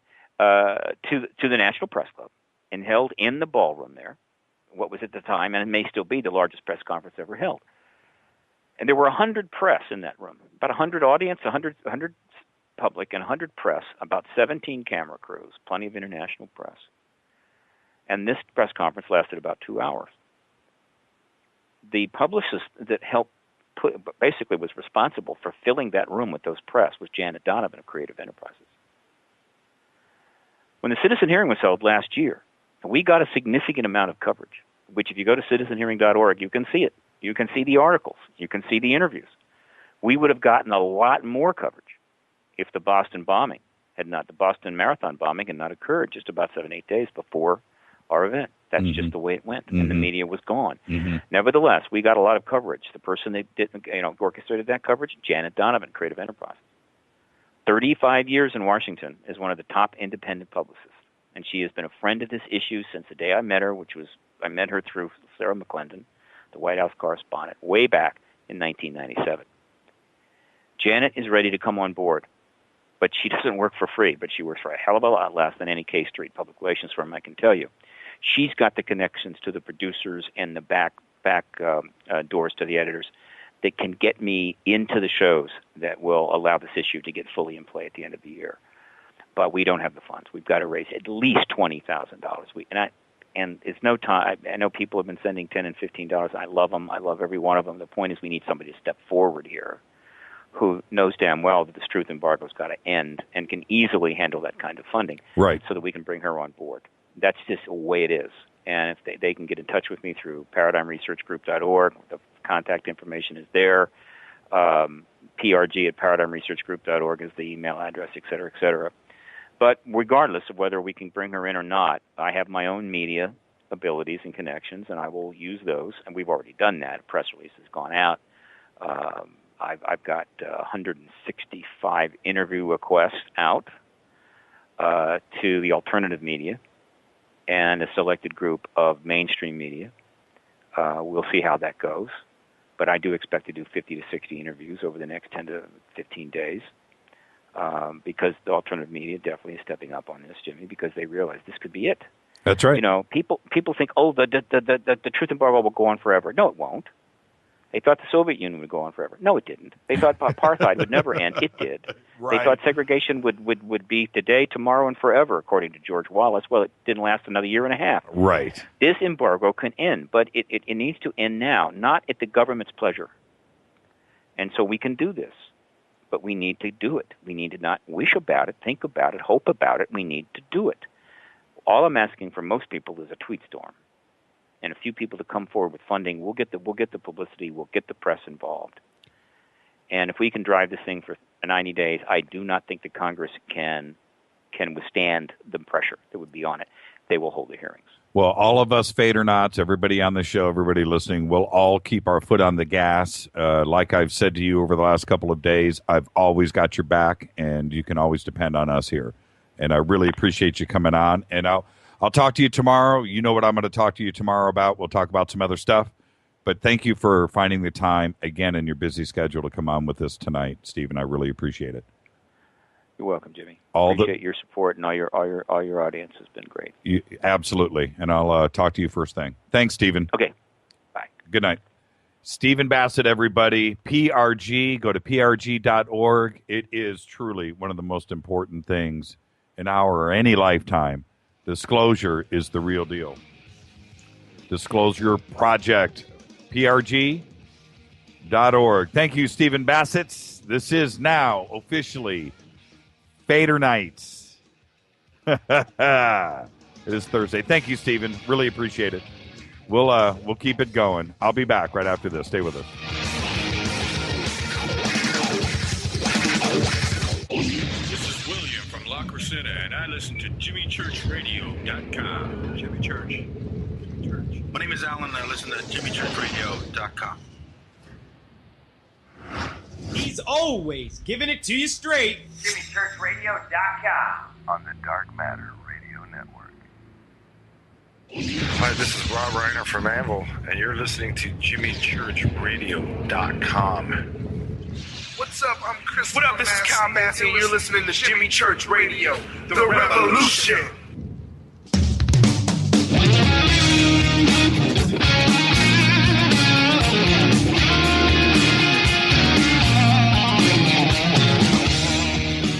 Fade to Black. I'm your humble host, Jimmy Church. We're on the Dark Matter Radio Network. Okay, Fadernauts, it is Fader Nights. Thank you, Stephen Bassett. Wow, Paul Mohler. Great night tonight. Had to make up for last night, everybody. Just had to make it up. Thank you guys for finding the time to come back on with us. And they were so kind, too, as well. This is Fader Night. Let's open up the phone lines. Let's go. 323-825-5045. If you would like to Skype in, that is Fade to Black 14, the number 14. I am clicking. I'm opening up everything now. Let's rock the house. Fader Nights. As everybody knows, right after the show tonight, 10 o'clock, out of here. I'm going to go over to Coast, and I'll be out around 10:30, by the way. And so give it a listen. I think I'm going to be out for like 5 minutes or something like that, but it will be in studio, so it's really cool. And looking forward to that. So what kind of night? I mean, Michael Oming just tweeted, how cool is that? Well, it's a perfect day. It's a perfect day. Paul Mohler, Stephen Bassett, and now Fader Night, and hanging out with all of you. Thursday is definitely, without a doubt, the best night of the week here. All right, let's do a couple of things. Twitter. I'm looking right now, by the way, I'm looking at my Twitter notifications. It's at 526. 526. And I go back after the show. I mean, it's been just blazing by tonight. But I go back after the show, just so you guys know. I go back and I read every single one. I do. All right, let's go over to, let me check in here. Okay, now that the delays are done, let's see here.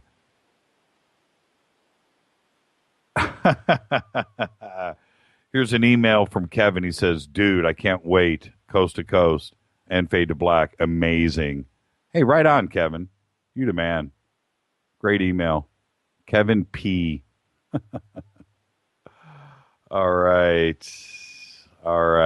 Okay, we're all good. Everything's reset. Let's go. All right. Fade to Black. 323-825-5045. Phone lines are reset, and I'll be back right after this, taking your call. Stay with us.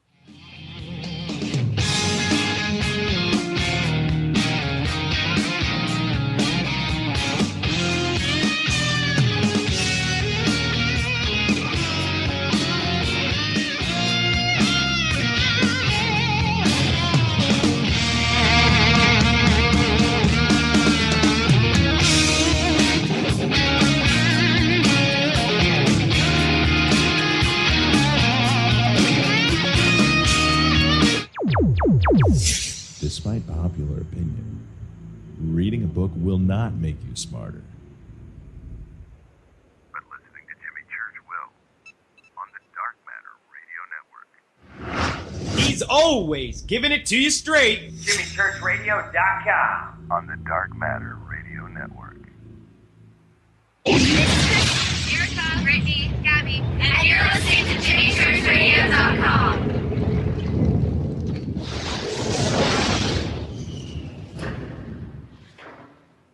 This is KJCR at JimmyChurchRadio.com. On the Dark Matter Radio Network.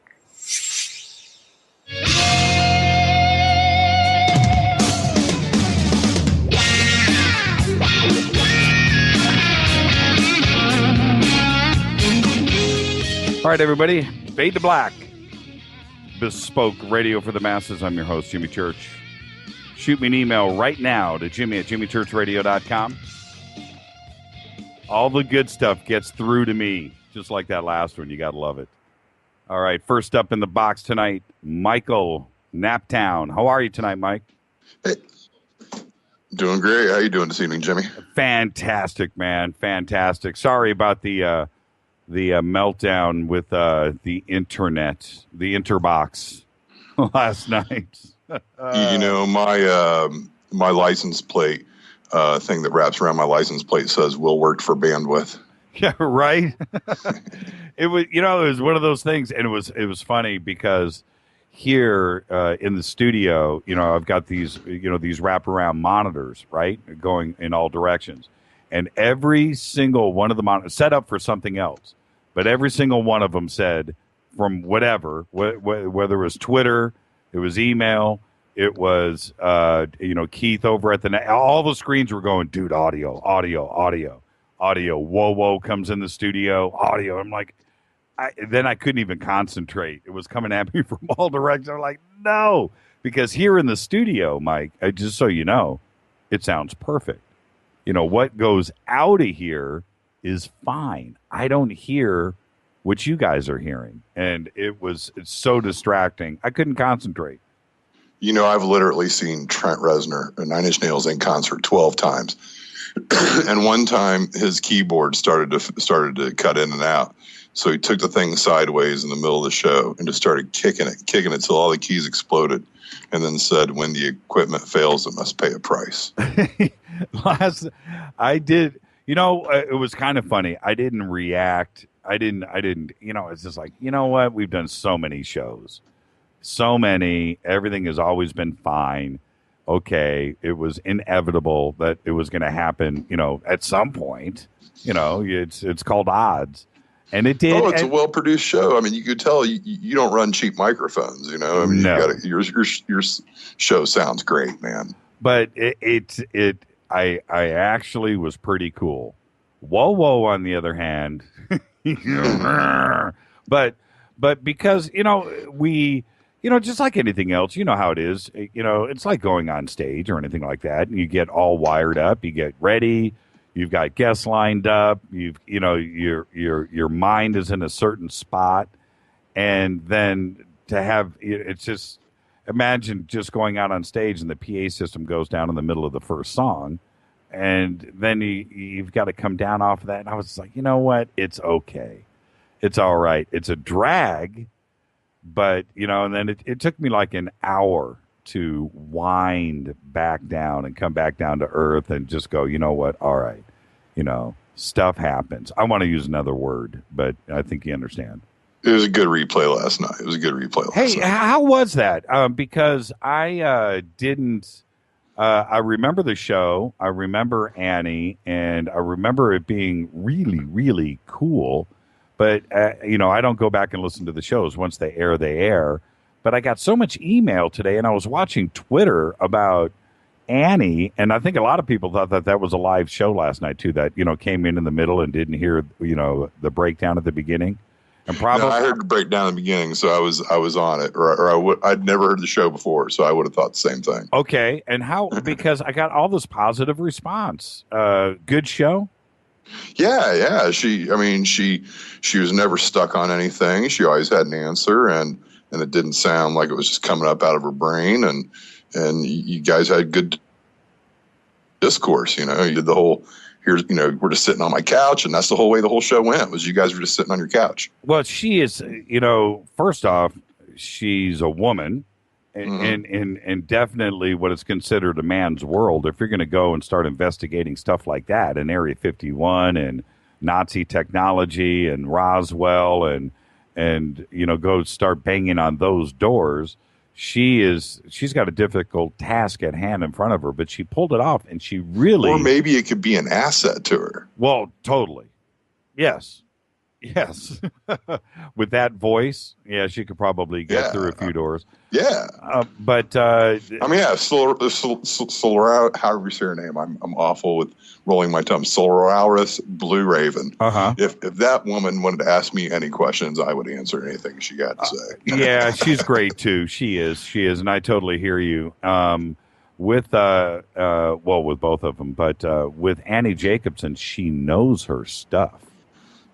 She knows what she's talking about. And that's what made, from my memory, made that interview, that show so fun and so easy, because I could throw anything out there at her, and she knew exactly what I was talking about. And I think that really showed. I think it came out with all of the email I got today. I got 10 or 15 emails about Annie Jacobson. And I was like, what is going on? Oh, that's right. That was the replay that happened last night. After everything went down last night, I didn't sign back on. We shut down the studio, and we went and got dinner and got a movie and went home and just tried to forget about everything. So I didn't actually. As it should be, man. As it should be. You know what we watched last night? Hey, here's something I'm thinking about.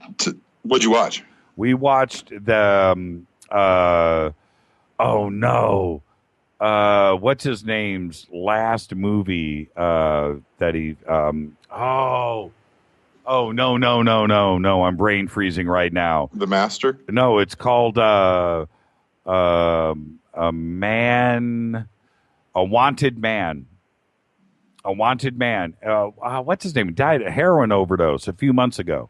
The Seymour Hoffman guy. Yeah, Philip Seymour Hoffman. That's why I thought The Master, because that was his movie where they were ripping on the Scientology people. Oh, that was a great movie, by the way. Absolutely great movie. But that's what we watched last night. We just decided to just relax and forget about the events of the evening.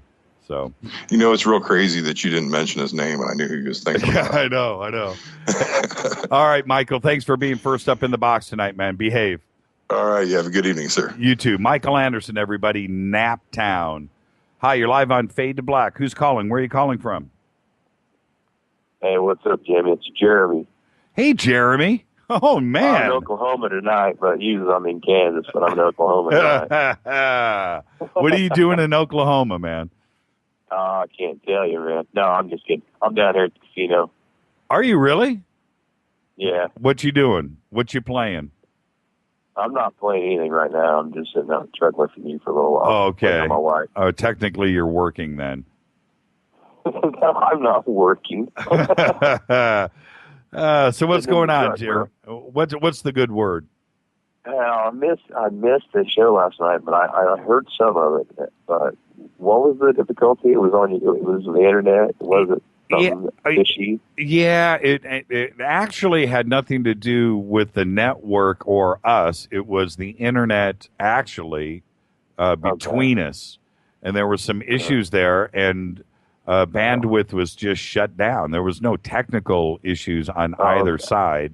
But because right when she was getting to some really good points, man, they would start cutting out. It was kind of weird. Oh, you're talking about with Annie Jake? Yeah. Well, it was the internet itself had nothing to do with, like I said, Had nothing to do with hardware or software on our end or their end. It was the traffic in between, and there was some issues, probably, at some junction or some switching system somewhere, but something was choked down, and we just couldn't get it. And I got email late last night, that everything was back. I was like, oh, thank goodness. So Everything sounds good tonight. Everything sounds good tonight. Everything sounds good. Everything's wide open. Yep. Everything's great. So what else is going on? So, well, they're still bringing people into the country that have Ebola. I know that. Did you hear what I said at the top? They brought a guy through Wichita that had it, man. They brought him through McConnell Air Force Base. What? Yeah. They brought a doctor that had it into Wichita. They brought him and landed him at McConnell to refuel, and people were worried that he went through Mid-Continent Airport in Wichita, but it was really McConnell Air Force Base. But he was supposedly quarantined, and nobody was, exposed to him. But, why? Why are people still coming into this country with Ebola? I don't get it. I don't get it. And I had read, I'm going to ask you, are you influenced by the media with this? Are you freaking out, or are you relaxed about it? I ain't paying attention to the media, really. I'm really not. But I do pay attention to when they're bringing people in the country that have Ebola. I do pay attention to that. It's probably safe. I'm not freaked out about it. I'm really not. I'm pissed about it because they shouldn't be bringing these people in this country. When they can deal with these people in the countries that they're in, they can do the same thing where they're at. Did you see the interview that Don Lemon did with Amy Vincent on CNN? No, I missed it. Okay, well, I'm sure they're going to be re-airing it, or there'll be clips and so forth on CNN.com. Well, the crazy thing for me, and I talked about this at the top of the show, is I heard a little bit of that. Yeah, she's got it. She's now officially has Ebola, or it's back. I don't know if it ever left, or that's weird because supposedly she was declared. She was totally cut off from it. There was no way she could have got it. Right, and she's got it. And she was declared Ebola free last week after treatment in Atlanta. So how did it come back? Fishy about that, man. Right, and in this interview, she's sitting there right in front of Don Lemon. The two of them are face to face. It's trippy, man. She's got Ebola? Yes. And she's sitting there talking to him face to face? On camera.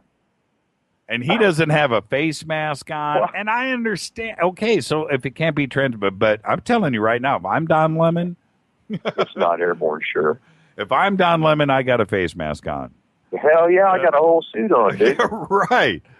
You have to see it. You just have to see it. But I can't believe that. Why do you think? Why do you think? I don't know, dude. Why do you think there was such silence about it over the last week, and then all of a sudden, there wasn't there? Yeah, it just went away. But there was a little bit of a deal in Wichita, man. People were upset because that guy came through Wichita, but it kind of got squashed. But what were they? There hasn't been all that much stuff in the news about it last week. You're right. What were they saying in Wichita on the street? People were worried that. Well, the deal was it kind of got spread around, and even got to the news station that the guy went through Mid-Continent Airport and he had Ebola. But it was kind of a mix-up. But they landed him at McConnell and refueled, and then took him on to Atlanta to the CDC or whatever. Wow. And it was a big deal in Wichita. The news stations called the CDC, and then they had to calm the public down. And so, it wasn't a big deal nationally last week, but in Wichita, it was a big deal. When I flew back to my brother's wedding in Ohio back on October 10th, when that happened, and I found out that I was traveling through Texas to Ohio when that nurse, if you remember, now I flew through Houston. Yep. I went to Cleveland on that plane, right, dude. She went to Cleveland, and now we were not anywhere near each other. I went through Houston. Right. She was in Dallas. She went to Cleveland. It didn't matter, right? That plane that could have went to the airport. Right. Right. I felt so weird. I felt so I thought, what are the odds of me going to Texas, then to Ohio, then and back? And this nurse was in Texas going to Ohio back. And you know what? That was too close for me. That is close, dude. And you know what? Just keep bringing them on in. Keep bringing them on in.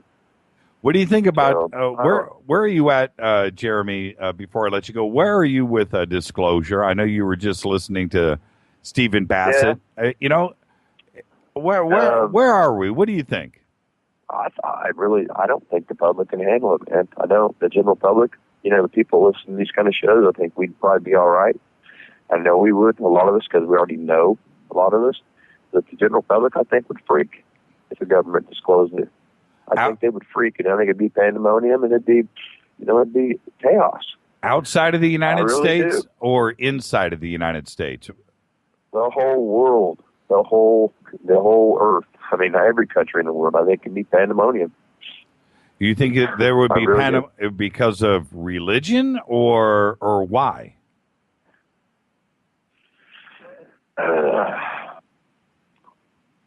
Maybe some of it's religion.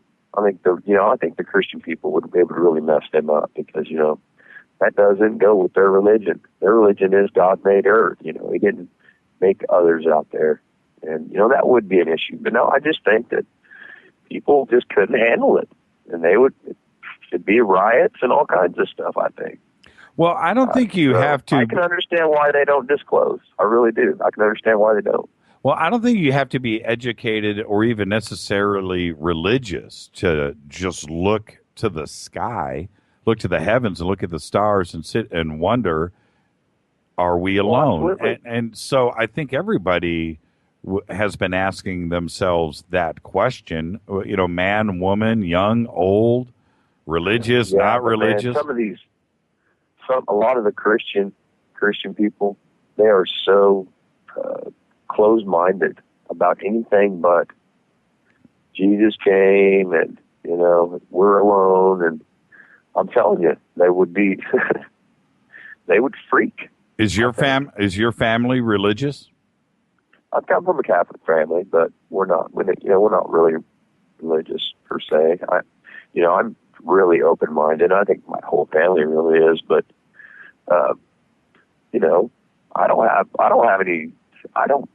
God could have made people everywhere. That's the way I think. He could have made civilizations everywhere. You know, if He made us, why couldn't He have made people everywhere else? But not a lot of people think that. Do you think your family would freak out? Your parents? No, my family. No, I think my family's open-minded about, you know, E.T. or whatever. But I think 90% of the people in the United States aren't. You know, they say 70% of people believe that there's aliens or whatever. Right. I still think that most of those people would flip if they really came out and said it was true. I'm sorry. They would. You really think so? Yes, I do. I really do. I think it'd be pandemonium. I think it would be the opposite. I think it would be the opposite. You know what I think would cause? I think you've heard me say this.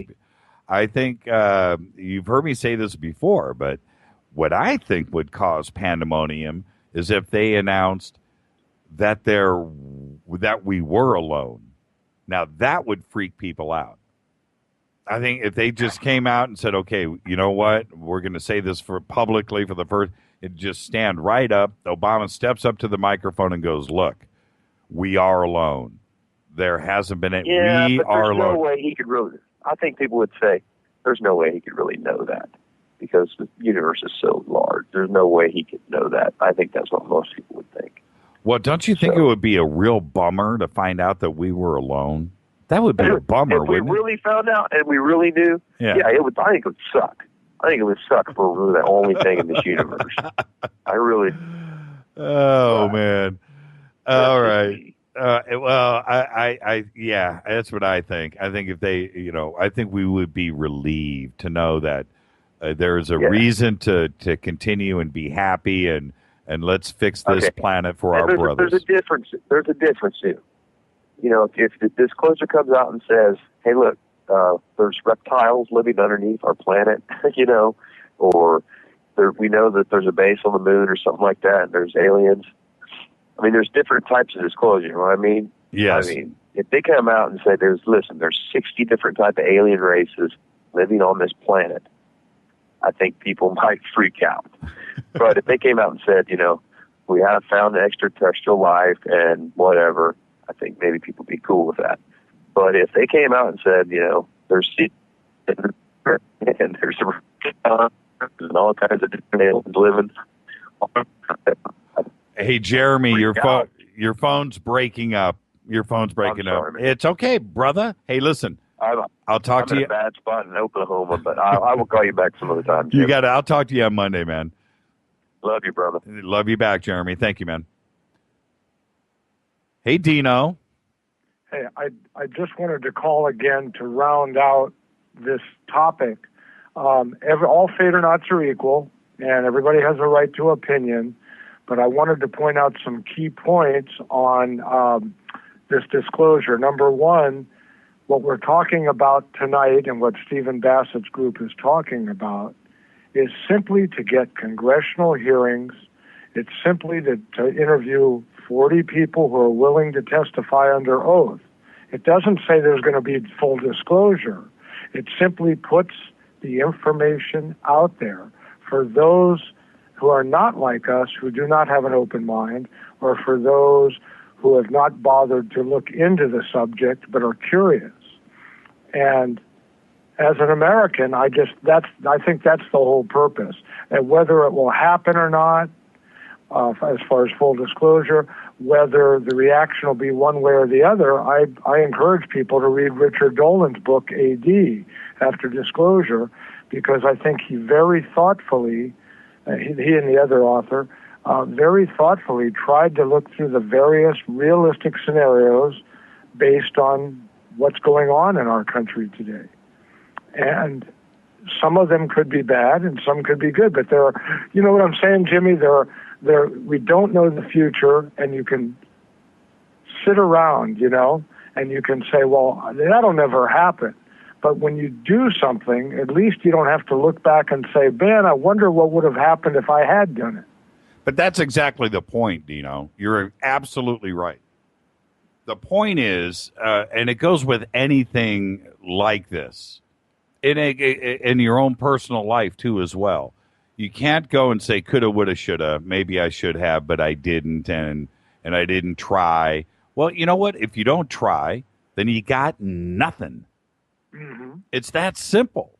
With look, when we had Seth Showstack on Fade to Black with SETI, and I watched all of the reaction with Seth not only on Twitter but email, that it's a waste of time and he's a disinfo agent and everything. You know what? I not only do I believe in SETI, and we don't know what ET could be broadcasting out there, and we're pointing all of these radar dishes and radio towers to the heavens, and we don't know what we're listening to. And I hear that argument, or listening for. I hear that argument, but you know what? If you don't try, then you got nothing. And you have to try. You have to. Yeah, otherwise, you've got what? We're just going to cruise along and absolutely do nothing and just sit on our hands? That's not the way to go about it. Now, well, there have been other people that have said that, Stephen is going about it the wrong way. They wouldn't do it that way. They would do it another way. Well, then do it your way. But Stephen is steadfast in what he's trying to do, and I stand behind him. We have to try. That, is Washington gonna, not respond? Well, you know what? You have to try. You have to try, and it's only going to take. We're only asking for a hearing. We're not asking for Obama to step up to a microphone, which would be great, but you can't expect that, and it probably won't happen that way. But at least if we have hearings, then that's a different matter, and we have to try. We have to. I absolutely agree with you 100%. Yeah. I mean, people know where I stand, and I think I've also made it clear on this program in past months. I cannot prove that I've ever seen an unidentified flying object, and I can't prove that I've ever seen a humanoid alien or not. But I have met many people, and I don't think they're crazy. And, you know, I met Travis Walton, I met Whitley Strieber, and my impression talking to them face to face was something happened to these people. And then when I looked at the evidence myself, I mean, what we're talking about doing something in life, it fits with anything, not just disclosure or government hearings. But when I was younger, I let opportunities pass by. We all make mistakes. And I can think back as I'm getting older and say, man, if I would have done that, you know, even if it would have hurt a little bit, it would have been a great experience. And this whole disclosure hearing thing is just another piece of the puzzle. If this doesn't work, at least it bolsters up for if something does land on the White House lawn, then people say, wow, well, you know, I remember hearing about those congressional hearings, and maybe the shock isn't as bad. And maybe then the world with truth can go on to better things. But you got to try. You can't say, well, I'll try, or that's wrong. People have been saying that throughout history as well. We both know this. Absolutely. Hey, Dino, thank you, brother. Thanks for listening to me again. But the thing is, we've got an articulate guy that's doing this. I'm impressed with Stephen. He's a believable person, and he seems to know how the mechanics work. So let him do his magic. We'll back him up. And I just ask everybody to just try. All we're asking for is congressional hearings. The government works for us. Let's get them to do something the next 6 weeks when they're not going to do anything. Thank you, Dino. All the best, Thank my you. brother. All the best. Good luck on C2C tonight. I wish I had an AM radio to hear it. I'll talk to you. Thank you, man. Bye. Hi, you're live on Fade to Black. Who's calling? Where are you calling from? Oh, well, you know me. I'm calling from way out here. How are you, Star 6? Oh, I don't know who I am tonight. I got to tell you, Dino, you got my vote next time you run for president. Absolutely. I agree. I mean, you can't beat the law of one, and that's what he's talking about. Somebody's got to really try. You know, besides you do a good job. That's how come you're on Coast to Coast next week. I just wish you remembered my name when I call in. I got a major announcement to make to the world, and it's been sitting on your desk for a while. I hope you did your research. Always. Okay. Well, okay. Now, I'd like to interject a little thing about community radio tonight. A little bit, I mentioned this a couple of weeks ago. You know, community radio is really us, you guys. They're not so over, you know. I know it sounds like a pitch or a plug, but you know what? If you're going to help a community, you can really donate just a few bucks. Let me tell you what I nailed today. I nailed a $300 FM stereo on sale at Amazon for $6. Do you know what that does in a Yagi antenna? It talks to 10,000 high school kids in a big footprint real easy. And you know what? It's all .org stuff. And all they need is one local sponsor, like a feed store. You know what I mean? Just one sponsor can take a .org. It's all volunteer. They're all like you, Jimmy. They only know one thing, the truth. Thank you, Star 6. Hey. Oh, hey, anytime, bud. All the best, my brother. All the best. Oh, by the way, I changed the tires on my UFO. Yeah? I discovered that Les Schwab does have a good deal. Have a good one. I'll talk to you. Star 6. Let's take a quick break. I'll be back right after this. This is Fade to Black on the Dark Matter Radio Network. I'm your host, Jimmy Church. Shoot me an email to jimmy@jimmychurchradio.com. You can also Skype in tonight, Fade to Black 14, 323-825-5045, bespoke radio for the masses. Tonight is Fader Night. I'll be back right after this. Stay with us, everybody.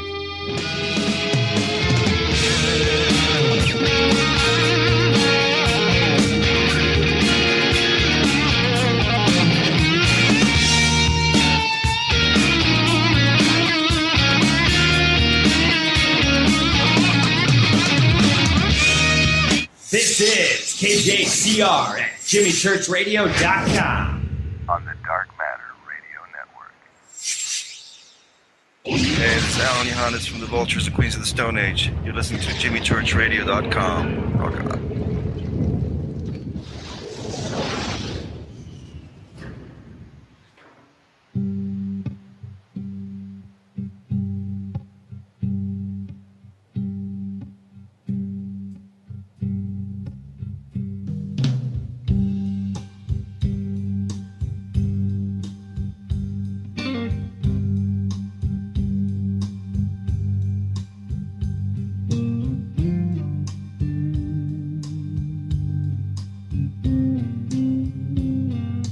Yeah. Fade to Black. Bespoke radio for the masses. I'm your host, Jimmy Church. How's everybody doing tonight? Phone lines are now back open. 323-825-5045. You can Skype in. Fade to Black 14. Fade to Black 14. That's the number 14. 323-825-5045. Oh, let's see. What have we got going on here? Let's switch over to any paranormal in Indiana, Mike? I'm looking at Twitter. History Channel show The Lost Giants. Guest request. Brothers Jim and Bill Vieira head up the group. That's a good guest request. You know, it's kind of feel weird with is that the Lost Giants? You know, I kind of feel weird. L.A. Marzulli, you know, has been heading up that for so long. I think he should have had that show, but you know what? It's called TV. Jonas, I've donated to Stephen many times. He wants to purchase the DVDs to help raise more money. Stephen, if you are listening, there you go. Sell the DVDs. It's not a bad idea. I always thought that you could on PRG. I did not know. We had that mom that killed someone in Gary. Then a picture showed a ghost in the window. I saw that, Michael. I actually saw that. Hey, did anybody see the exorcism that went on in Gary? Did anybody catch that last week? That was pretty interesting as well. All right, let me click here. Okay.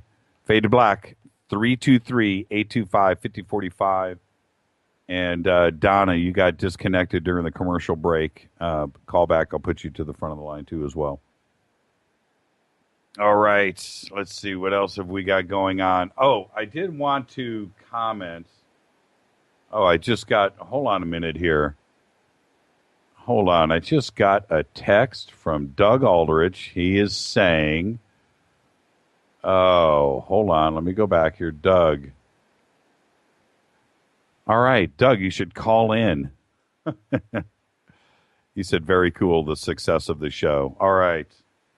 Reset everything. Let's go back to the phones. Hi, you're live on Fade to Black. Who's calling? Where are you calling from? My name's Lou. I'm calling from Rancho Cucamonga. Hi, Lou. How are you tonight, sir? I'm fine. How are you? If the Let me ask my first question. Sure. What did you have for breakfast this morning? What did I have for breakfast today? I actually had a salad. Oh, my. I went with the salad. I called. You don't remember, I guess. That's what, at any rate. No, I do. Yeah, okay. I was just going to, Ray Fowler. Why don't you try and get him on as a guest? He would be You're not getting any younger. No, he's not. And as you know, that was one of the first books I ever read. And he's certainly changed my life. That book, his book, The Andreessen Affair, that book I found when I first moved to California. You know what? Hey, stay with me, Lou. I'm going to bring in Donna Colvin is going to join us here too. Hi, Donna. How are you? Sure. Hi, Jimmy. How are you doing? I'm doing good. Lou Sheehan is on with us. Hi, Lou. Say hi to Donna. When I first moved to California, I moved into this house in Pasadena, and the house was empty. I know I've told the story a few times, but the house was empty, and I was walking through, and I went into one of the bedrooms, like a 5-bedroom house, and on the shelf in the back in this closet were 2 books.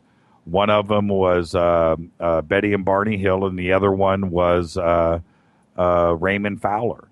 And it was kind of, it was a message, and I never serendipitous. Yeah. Serendipity. I never forgot that, and I look back, and I'll tell you the truth. I remember I started reading that book. I read it in a few days, but I was alone in this house, and I started reading the book, and I got scared. I got scared, man. That book really messed with me. Well, obviously it influenced your life. If that, led to the show, basically. Yeah, absolutely. So, well, I saw a newspaper article on him. I just think he's trackable, and I just urge you guys to give him a call. I like the Allagash work that he did. Yeah. So okay. Yeah, Ray was a game changer for all of us, and I can't say enough for what he has done with me personally, but he was a game changer for all of us. I wonder how old he is these days. I do have his contact info. But you do? Oh, well then, at any rate, you know what to do. Yeah. But in trying to get him on, tell him the story about how he changed your life. Yeah, absolutely. That may be a nice incentive. Absolutely. Well, I'm going to call in and say hello and wish you well. And I'll keep listening. All the best, Lou. You know that, my brother. Okay. I'll talk to you later. Have a good night. Good night. Hi, Donna. How are you? I'm doing okay. Got a little bit of allergies, so if I sound funny, it's because of allergies. Is it allergy season? In Arizona, it is. Is it really? Why? It's Arizona. Come on. That's all you have to say. That's it. You know, I never had allergies until about a year ago. I used to laugh at people would go, I've got allergies. I need my Allegra, whatever they were taking. Is Allegra an allergy thing? It is, isn't it? Right? Yes, it is. And I used to just laugh. Ha, ha, ha, ha. Allergies. No, I don't laugh anymore. Allergies are real. I used to think it was like imagination. It was like an excuse thing with people because I was never affected by it. And now I am. And allergies. Ooh, they're real. See, it doesn't even have to be pollen. You can be allergic to dust. You can be allergic to pollution in the air. It just goes on.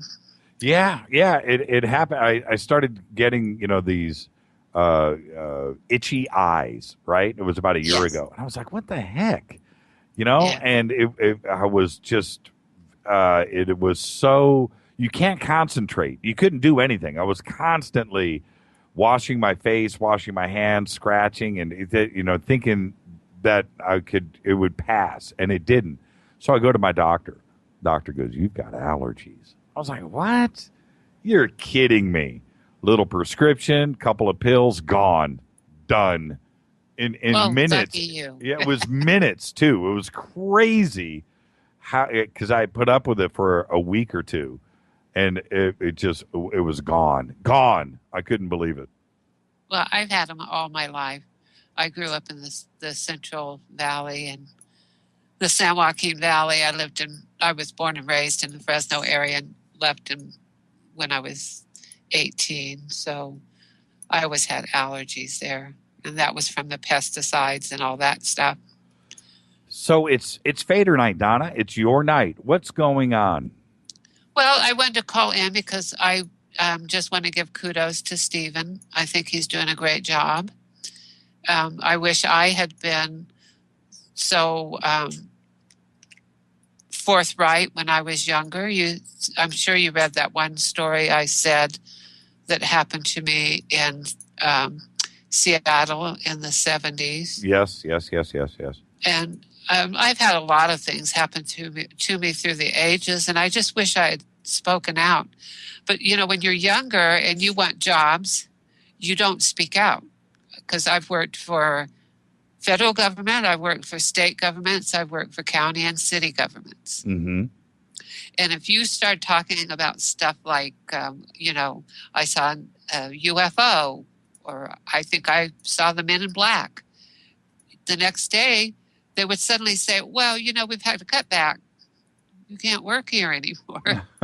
I have actually seen it happen to people that talked about other things that happened in their lives. So, of course, I kind of kept my mouth shut. And I'm really so happy this show is on. I used to talk to Art Bell. You called into Art's show? Oh, I've known Art. Well, talked to Art since '87. Oh, that's right, because he broadcasted near where you used to live. So I lived in a small town called Fowler, California. Right. That is almost directly across from Pahrump. And I got his broadcast every night. It was really the only radio show I could listen to. And he started, with doing the Bump in the Night show. Do you have any ghost stories? And then I called in and talked to him about the shadow people. And we had long discussions about that. In fact, the one night I was on was this, not only was it a supermoon, it was, what do you call it when the sun and the moon get between each other? Eclipse. Eclipse. Yes. It was an eclipse. It was a blood moon. It truly looked like blood. And he was having ghost story night, so I called in. So that was fun. What was he like back then? Well, before he hurt his back, he was great. I mean, unfortunately, he hurt his back, and it kind of changed everything. I don't want to go into a lot of the personal stuff that was going on. You know some of it. Sure. And after that started happening, I was so angry. I was just angry about how people treated him over something that happened that he had no control over. Right. Well, what do you think? You know what? I think we're going to be joined by, is this Steve? Yeah, buddy. Hey, Steve. Say hi to Donna. What's going on, Donna? Hey, Steve. How you doing? I'm doing fine. Steve, you sound depressed, man. Perk up, brother. Okay, hold on. Fine, Jimmy. Hey, I wanted to ask Donna really quick, and then I'll let you jump in on this too. When I had mentioned to Steve, and it's kind of interesting how different people react different ways. He believes in his mission, and that's cool. But when I mentioned, the Million UFO March, he backed off on that and said, bad idea. What do you think? I think it's a good idea. What do you think, Donna? Well, since I don't need disclosure, because I already know, I think it's a great idea if we could all just get together and shout it to the rooftops that, yes, we're not only not alone, there's all these other things that are going on that people need to wake up and realize that this is the most diverse universe, and we have to understand these things are real and they're happening. Well, you can't, just like any revolution, right? You're some French king and you're looking out of Versailles, you're looking out the window, and you've got 500,000 peasants out there asking for your head. You have to respond. It would be the same thing if we did something like that in Washington, D.C. I really believe that you can't ignore it. You have to then address the issue. What do you think, Steve? Oh, I'm like with you, Jimmy. I think that we need 5 million of us marching on Washington and beating on the doors and telling these people they need to do something. It's crazy to think, and to think that people would go crazy that if disclosure happened. I think people would have a party, Jimmy. Yes. We're technology driven crazy anyway. I mean, people line up for days to get a brand new damn iPhone. Right. Absolutely. And if you know that there's technology out there that is 1,000,000 times greater than the new iPhone, people are going to be, just loving it. That's exactly right. Would. Yeah, Donna, do you think everybody would freak out? Oh, no. I'm very much in the group that thinks a lot of people would just accept it. To them, it would be like, oh, yeah, well, we kind of knew it all along. Right. Let's face it, we've been inundated since the 50s. Mm-hmm. I grew up with shows like Twilight Zone, Outer Limits, One Step Beyond, Unknown Stories. there was after Twilight Zone, there was the other shows that they did, the Remember Night Gallery and how about Invaders? Remember Invaders? Oh, Invaders, of course, Star Trek, all those shows. Right. They've been preparing us all along, and it hasn't gone away. And I'm pretty much like Steve is. I think everybody would say, yeah, well, give us something new. I was thinking the other day, somebody had mentioned something to me, and then I read something, and I had already been thinking about this. It's called synchronicity. But you know what? Honestly, it would be in the news for about 24 hours. And then the next day, life goes on. There was this funny, I don't know where I read it, but if a UFO landed on the 405 freeway and blocked traffic, they would be more upset here in LA about not being able to get to work than the fact that it was ET was finally here. It would be what like happened when they were moving the shuttle. They brought it to Tucson when I was living in Tucson. Everybody was pissed off because they had this big, huge ship. And instead of people being excited, look, it's the shuttle. Right. We get to see the shuttle. No, they blocked off my roads. Now I have to go 20 miles out of the way. What do you think, Steve? That's what I'm saying. It's just when the plane that went down in the Hudson, they brought it down from New York down 77, and it was parked on 77 for a couple of days to get permits to go through some of the tunnels we have here in the mountain. Right. Well, it had traffic messed up for a couple of days, and you would have thought people would have been, oh wow, there's the plane that went down in the Hudson, stop, take pictures. People, blowing the horn, got signs out, get it off the road, Well, we got places to go. We don't care about the plane. Right. And that's what I'm saying, I just think, I think Washington would be shocked. But also, this is the other thing. Why? Okay, I think we're all in agreement, honestly, that it just wouldn't be that big of a deal to us. The mass hysteria is the excuse.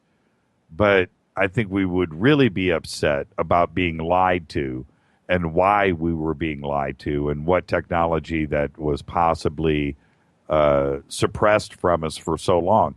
To know that maybe we could be driving pollution-free cars for free on free energy. That's what we're going to get, Jim, is that you're going to get people that are very upset that, we could quite possibly end world hunger. We could end any kind of sickness for not just adults, but for children. And all that stuff. We probably wouldn't need money anymore. Right. Which that's what the powers to be. That's what they're scared of. That's a really good. What happens? They're afraid that their power's gone in. They have no control. If there's no longer monetary value to anything, then they have no control. They're not forcing people to slave labor anymore. Yeah, could you imagine that, Donna? We wouldn't need money. Like suddenly, gold is worthless. You know what I mean? Oil is worthless. Jimmy, here's my view on gold. You can't eat it. You can't wear it. And it's very uncomfortable to sit on. So what good is it? Because all these people, they said, oh, well, when everything collapses, I have these bags of gold. I have gold coins. I have gold jewelry. I said, well, that's fine. What are you going to get for those? Because I'm not giving up my vegetables and my eggs for your gold. What is it about, jewelry, gold jewelry, when you wear it, it looks good? Is that programmed into us? Or, is it taught to us? Or is it something in our DNA where we're attracted to gold? What do you think? What's this attraction to gold? Well, I think it's programmed, Jimmy. You think it's programmed from the... from the commercials, the stuff like that, yes. Donna? And then you'll have to ask women what the deal is with them. Well, Donna's. Hold on. Birds. Hold on, Donna. Donna, you're a woman. Is the attraction to gold programmed from the day you're born as a woman? You have to have gold and diamonds. Oh, no, it goes back further than that. It's genetic. We're like jackdaws. We've got to get that shiny thing. We've got to put it in our nest. Ah, that's interesting. It's genetic. I mean, and it's not just gold. We have to, when we see shiny things, diamonds. Mm-hmm. That's another good one. Mm-hmm. You got to have them. You got to have it. Look at the pretties. And that's what I used to love about Golem. Oh, precious, precious, pretty, pretty. And I thought, yeah, that's what most people are. They're just little golems. Oh, man. Oh, that's just absolutely amazing. I never really thought of it that way. But that is... I've studied animals most of my life. I've always seen the crows and the jackdaws going after the shiny things and grabbing it and putting it in their nest. And I thought, well, that's pretty much the way everybody I know is. Yeah, so if all of that was taken away, that has everything that drives Washington wrapped up right there. All the corporations, all the money, all the funding, all the lobbying, the banking system. Where would their power base be if you took all those things away?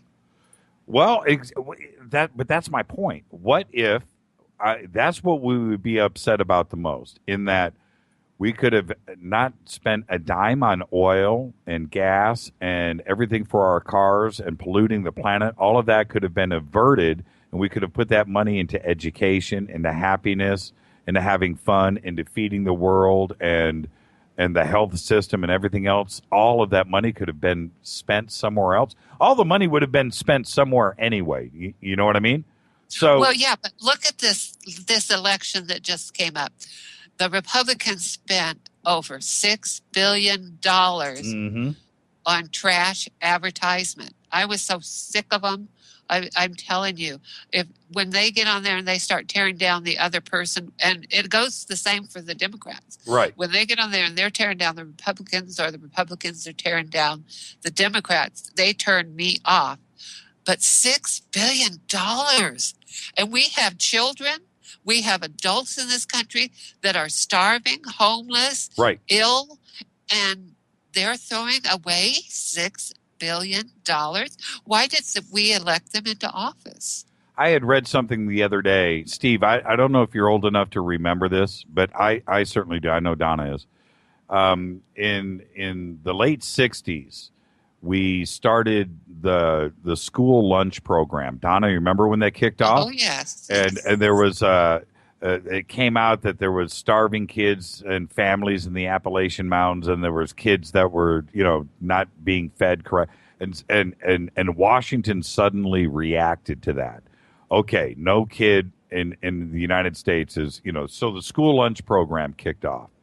And when I hear today that there are kids that they don't pay their I read an article not too long ago. Some kid couldn't pay for their school lunch, so they took the lunch away from them in the cafeteria. Oh, you didn't pay your bill? And I thought, wait a minute. Here we are spending $6 billion in elections. They just went and a few years ago they passed the bill that they could have the dark money spent on elections and all of and not being held accountable. But yet we have, homeless kids in America today trying to attend school, and they don't have a place to sleep at night. Wait a minute. Something is fundamentally wrong at that point. I know that's not what this show is about, but when we go through an election cycle for us and we see this right in front of us, nothing bothers me more as a parent to think that they spend so much money freely and want to argue and take the time to make a television commercial when we have kids in school not eating lunches. I'm sorry. That's the very fabric of this country is our children. Well, yeah, and yes and no, because like when I was in the 60s and my younger sister, both of us, had decided to go ZPG. Do you know what that is? No. Zero population growth. Oh, yeah, right. Okay. And so I never had any children. I figured my relatives had children. My friends had children. I was always a babysitter. I took care of other people's children. I never felt the need to inflict myself upon a child, not in that way.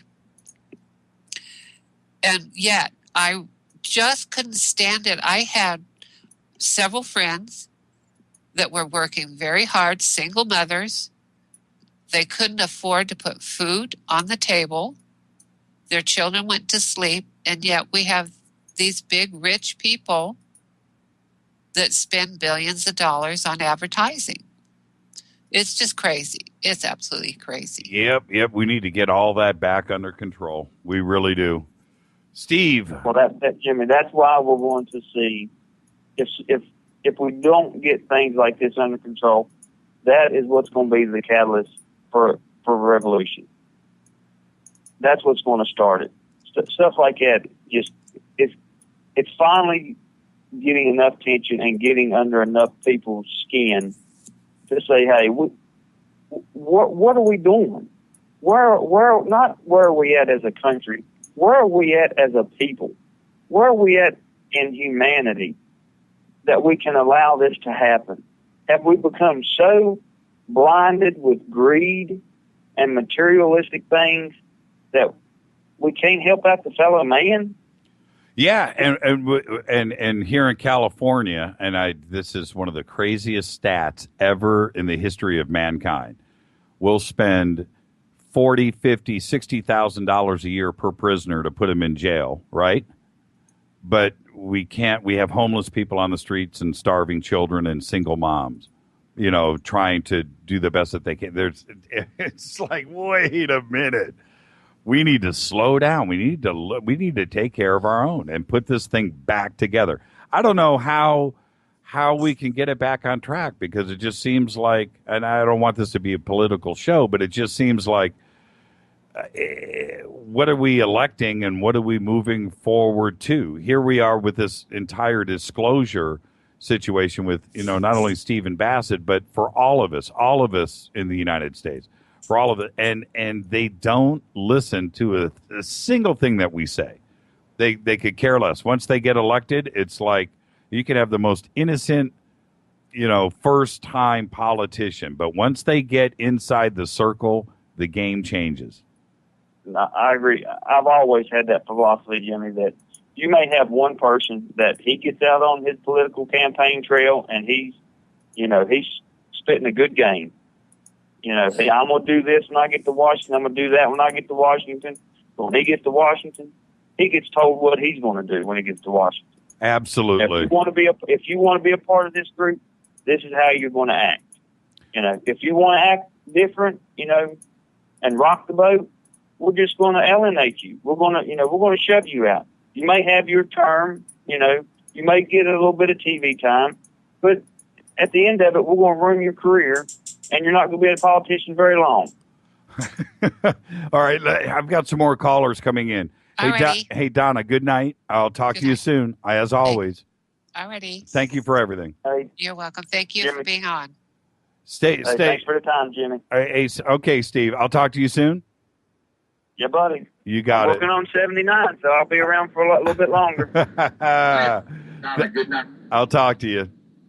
Yeah. Good night. Hi, Bill. How are you tonight? Doing great. How are you doing? I'm doing good. Turn down the stereo in the background. Turn down the radio. Okay. So how are you tonight, Bill? First time caller? Well, I've called before. Oh, okay. Well, I know you've tried to call before. I don't know if you've ever got through. I've got through. Okay. How are you tonight? Great. You mentioned something on there about how they're on the homeless people. Yeah. A lot of the larger cities are making it illegal to feed them. They're even imprisoning ministers and people like that who are trying to feed these people. They're pressing charges against them. I saw the news on that, the couple of news stories that broke in the last couple of days about that, the 90-year-old guy that was arrested for feeding the homeless. Yeah. What do you think about that? I mean, that was disturbing to me. If I went and put together a bunch of sandwiches and went down to Skid Row here in L.A. and started handing those out, I would be arrested for that. That's not right. Maybe they need to invite the homeless into their home as a guest instead of trying to go out and feed them. Go pick them up and bring them home and feed them. I couldn't believe that news. It was about as disturbing as any. It was one of those things when the news story started to break. I actually didn't think it was real. It seemed too wrong to me for it to be real, but it turned out it actually happened twice. It's true, isn't it?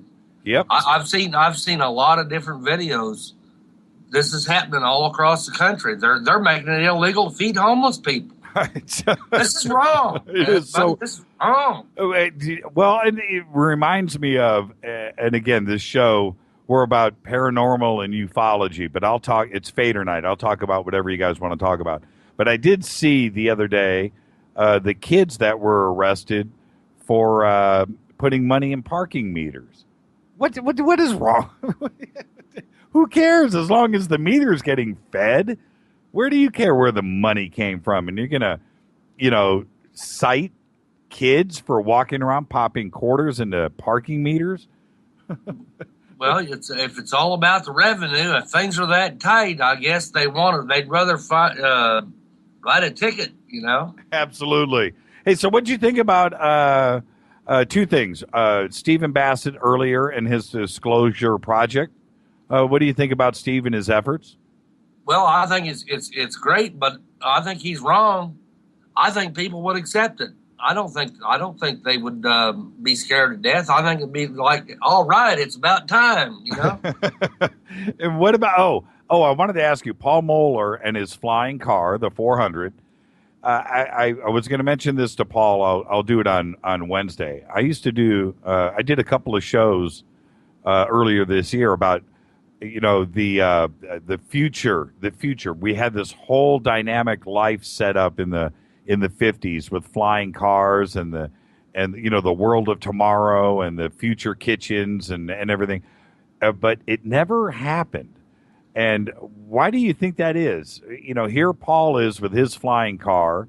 It's right there, but it's going to be 2015 in a couple of months. And we don't have those flying cars in our driveway. What happened?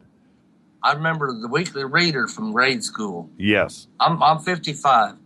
Okay, I remember the weekly reader from grade school, and we was supposed to have been there already. This is what they said. Oh, by now, it's supposed to have been 30 years ago. We had already been there. Yeah, I think the greed and the people who run the world with oil and such kind of, energy needs.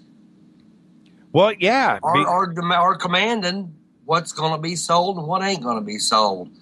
Then to top it off, they want to charge us for the problems they have created through these taxes or so-called things, like carbon credits.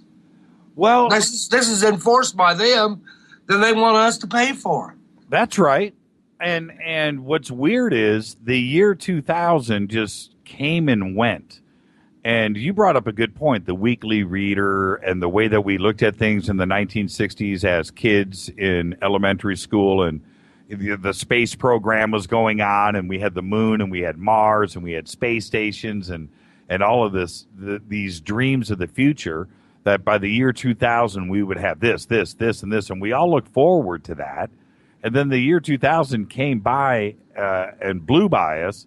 And if you look around your street, the houses are the same. The cars are the same. The engines are the same. The planes in the sky. Everything is the same. It never happened to us. We're still in the damn 50s and 60s. There's no difference today. We have the ISS up there, the International Space Station, but we had Skylab in the 70s, It's not much different today than it was in 1975. Yeah. Yeah, it's very strange. Something got somehow. What did time get frozen somewhere? Did all technology get frozen? Well, where are these people that's supposed to answer to this? Or are they? Exactly. Hey, Bill, you have a great night, my brother. You too, brother. Thank you. I listen to your show all the time. I know you do. I'm almost caught up on the Invaders program. Man, that's great. Yeah, the Invaders is awesome. I watch it every night. I'm in the middle of season 2. Go for it, man. Have a good night, Bill. Later. You too. Have a great night. You too. Bye. Hi, you're live on Fade to Black. Who's calling? Where are you calling from? I hear an echo in the background. Turn it down. Sorry, I'm on the headphone set. Okay. Try to get off that in case I can get you. Okay, you're good now. Who's calling?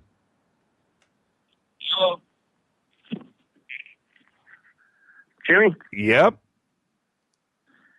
Hey, this is Sal from Western New York. Hey, Sal. How are you tonight? Not too bad. I was just calling up a little late. I was hearing Steve on there, and I just thought I would want to give a little chit-chat. Yeah, always, Sal, always. How are you tonight? Is it snowing out there yet? No, we haven't had much at all here. We're just on the other side of snow country. They've had a couple inches a few miles away from us here, but we're pretty good here. Yeah, it cooled down chilly. here. It cooled down here a couple of days ago, and got cold for a day. It was weird because it was like 80, and then it dropped down to 50, and and for us that's pretty cold. And then we're right back to the 70s and 80s today, and probably warmer than that. It's kind of weird. I thought winter finally got here. Here in Southern California, what people don't understand, we don't like the summers here. We're all about the winters. The winters is when you want to be here. And I know it sounds strange, but we love when it cools down. We love the winter here. It's the best time of the year. Yeah, well, you make us jealous here.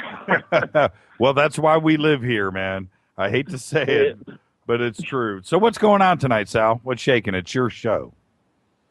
Yeah, well, not too much. Like I said, I was listening to Steve there, and one thing that like I said, I just lived right over the ridge from him for about 8 years, and we lived real close to the Greenbrier there.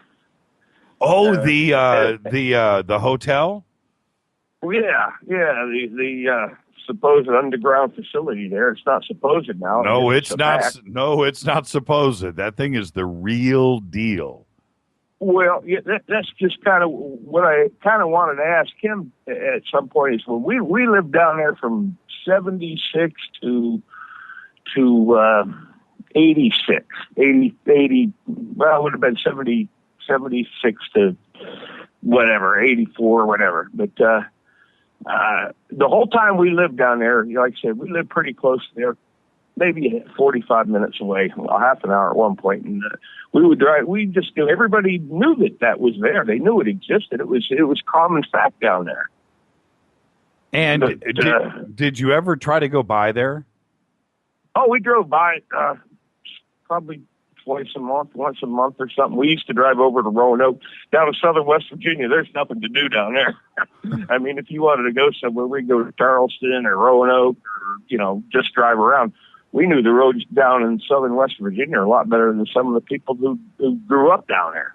What do you think? Just because we didn't. What do you think about, we're winding down on the show, Sal, and I want to ask you a couple of questions real quick because it is Fader Night and it is your show. What do you think about Stephen Bassett's push here? Are you behind him? I am. Well, yeah. Absolutely. Okay. Yeah, I just I don't understand. I'm kind of with Steve there. I think people are ready now. I do too. I think we are ready. What do you think about my idea for the million UFO the million UFO walk of DC? Would you jump in if something like that was organized? Would you join us in Washington DC? Would you be in the crowd? Absolutely, I think I would. Yeah, my son lives right down there near there, so yeah, that'd be a great idea. That'd be fantastic. What should we have? Not anonymous mask, but maybe like ET mask. Little gray mask. Yeah, something. That wouldn't be bad. No, I think that's a good idea. And one last question, really quick. Why didn't the world of tomorrow happen? And I know what you know what I'm talking about. The flying cars, the automated kitchens, the Hilton Hotel up in a space station, and the moon base, and a moon base or a Mars base. Why didn't any of this happen for us?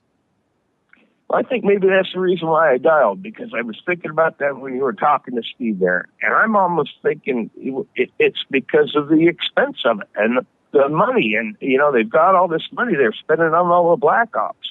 And they want to keep that undercover. They don't have the energy to give it to us, I guess. Might be a way to say it. You think that's it? You think it just came down to money? Is it power in the money? I'm starting to go there. I'm starting to think I'm starting to feel the same way.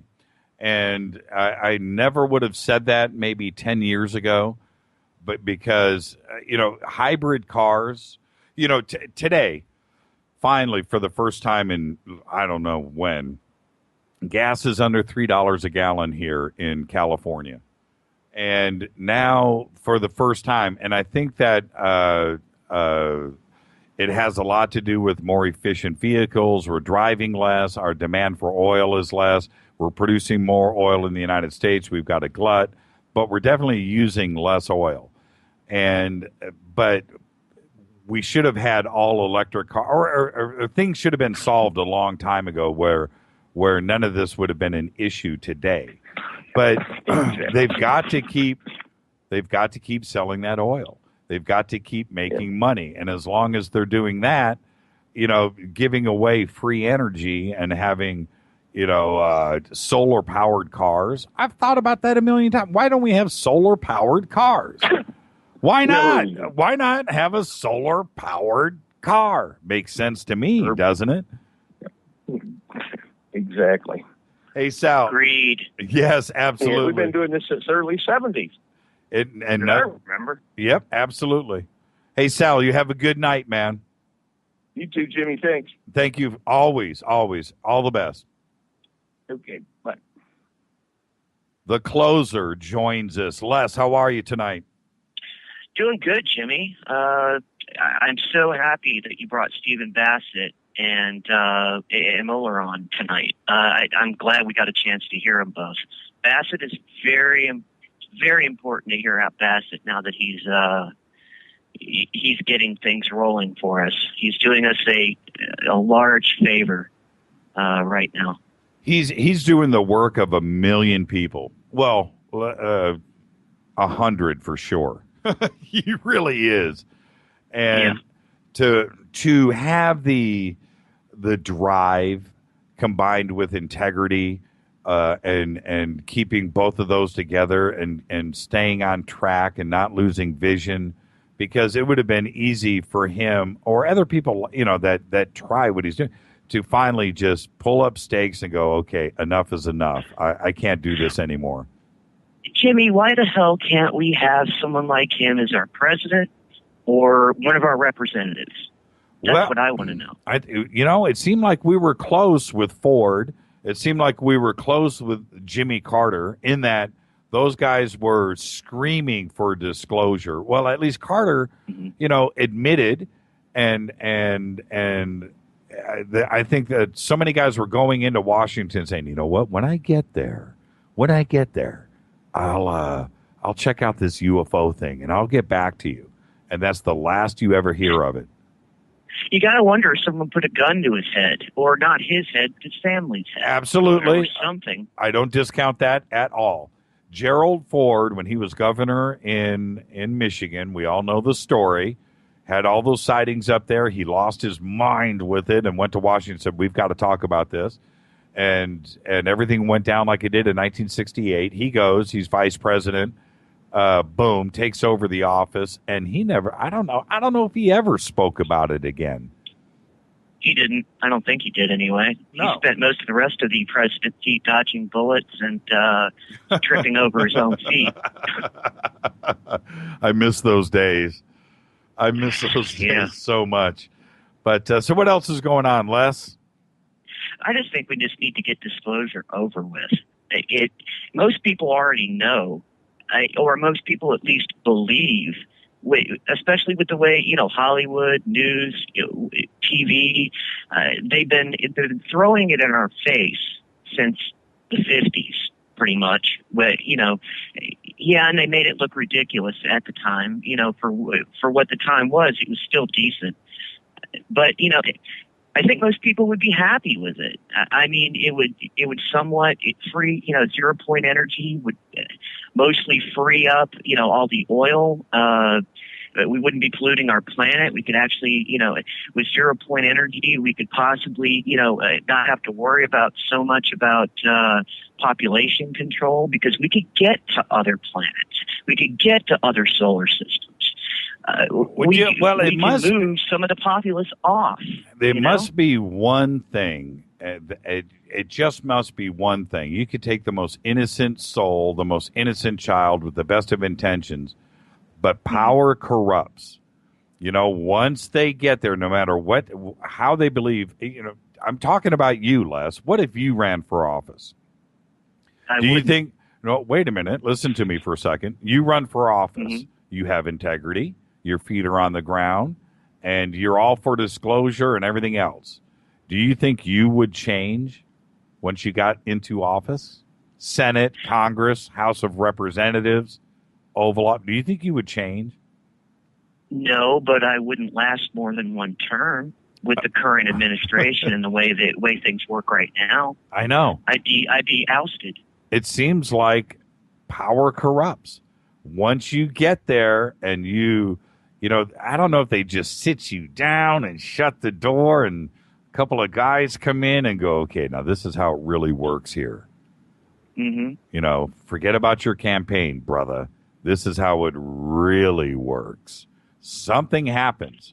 They go to some secret training program somewhere and they change. Power corrupts. MK Ultra. Yeah. Power corrupts. Who knows? Yep. I mean, that has to be it, because everybody in Washington and across the United States and, state senates and so forth, they can't, not everybody is bad, but it just seems like, and it doesn't matter what party you're in, it doesn't matter. Once you get there, you're a different person. Something changes. Well, look at Obama. I mean, we really thought he would change some things. Sure we did. At least I did. I really believed in him anyway. But look what happened. I mean, obviously, things look different, of course, when you're a president from when you're running and then when you go in. It has to, because, you're not read into everything, of course, national security and so on and so forth. Right. But I mean, he's done, and now it seems like he did everything opposite of what he wanted to do. He wanted to make everybody more free. And what does he do? He signs something in the law that, they can show up at my home and arrest me and not tell anybody where I am. Right. Right. That's scary, man. Well, and look, I guess it's like this. You get there and you find out, you go into that Oval Office and you find out that you're not the boss. That's what you find out. You find out, you get the phone call. Okay, this is how it's really going to happen. It just seems like that, because we go through this every 4 years. There's always this change. We're going to go in. We're going to change. We're going to change. We're going to do this. We're going to change. We're going to change. We're going to change. And we're just right back there like lemmings to the sea, and I guess I get more banal as I get older, because, I just don't believe that anymore. This new Congress and Senate and, I think I tweeted something about it that, we voted new people in, but if we think it's going to change anything, we're all sadly mistaken. It's just going to be the same crap. It really is. And I hate to get politicky and all that other stuff. Me too. I really hate to, but you can't help but feel it after another election cycle. It just happens to be what we're going to talk about. But look, what we did in the 60s when Kennedy stepped up, I think it was at Rice University. He was in Texas, and he stepped up and said, check this out. We're going to do this. We're going to do this, and we're going to do the other thing because it's hard. It was an amazing speech. 120 degrees outside. Everybody in the background is wiping their foreheads. They're dying, and he gets through this speech. And you know what? It actually happened. We rolled up our sleeves. We got serious. The country was behind them. Okay, all right. So we were in a race with the Soviets, and it was competitive. Okay, whatever the motivation was, it doesn't matter. We seemed to get through it and put a man on the moon. It actually happened, and it was a great thing. And now, I don't know. That when they talk about going to Mars in 50 years or whatever it is, I'm not going to see it. I'm not going to see it. I don't know. I'd love for it to happen. It seems like we could have a man on Mars tomorrow, but we just let's push it off to the do next generation. Absolutely. With that, hey Les, you ready? Yes, sir. You ready? I'm ready. Let's do this thing, man. Let's do this. It's all right, stay tuned. It's all on you. All right, stay tuned. Coming up next is Night Watch, followed by Spooky South Coast. Special thanks to Keith Rowland and Art Bell. Made the Black executive producer is Rita Kamarian. Show is produced by Hilton J. Palm and Mark D. Kovar. Announcers are Steve Harder, Gene Vito, and Mark D. Kovar. Fady by Dale. Graphics by Method. Music by Doug Aldrich. Intro by SpaceboyMusic.com. I am the closer, Leslie S. Johnson III. Fade to Black is produced by KJCR for the Dark Matter Radio Network. And with this, we are out of here. Thank you, Les. You have a good weekend. Thank you, buddy. Be safe. Be safe.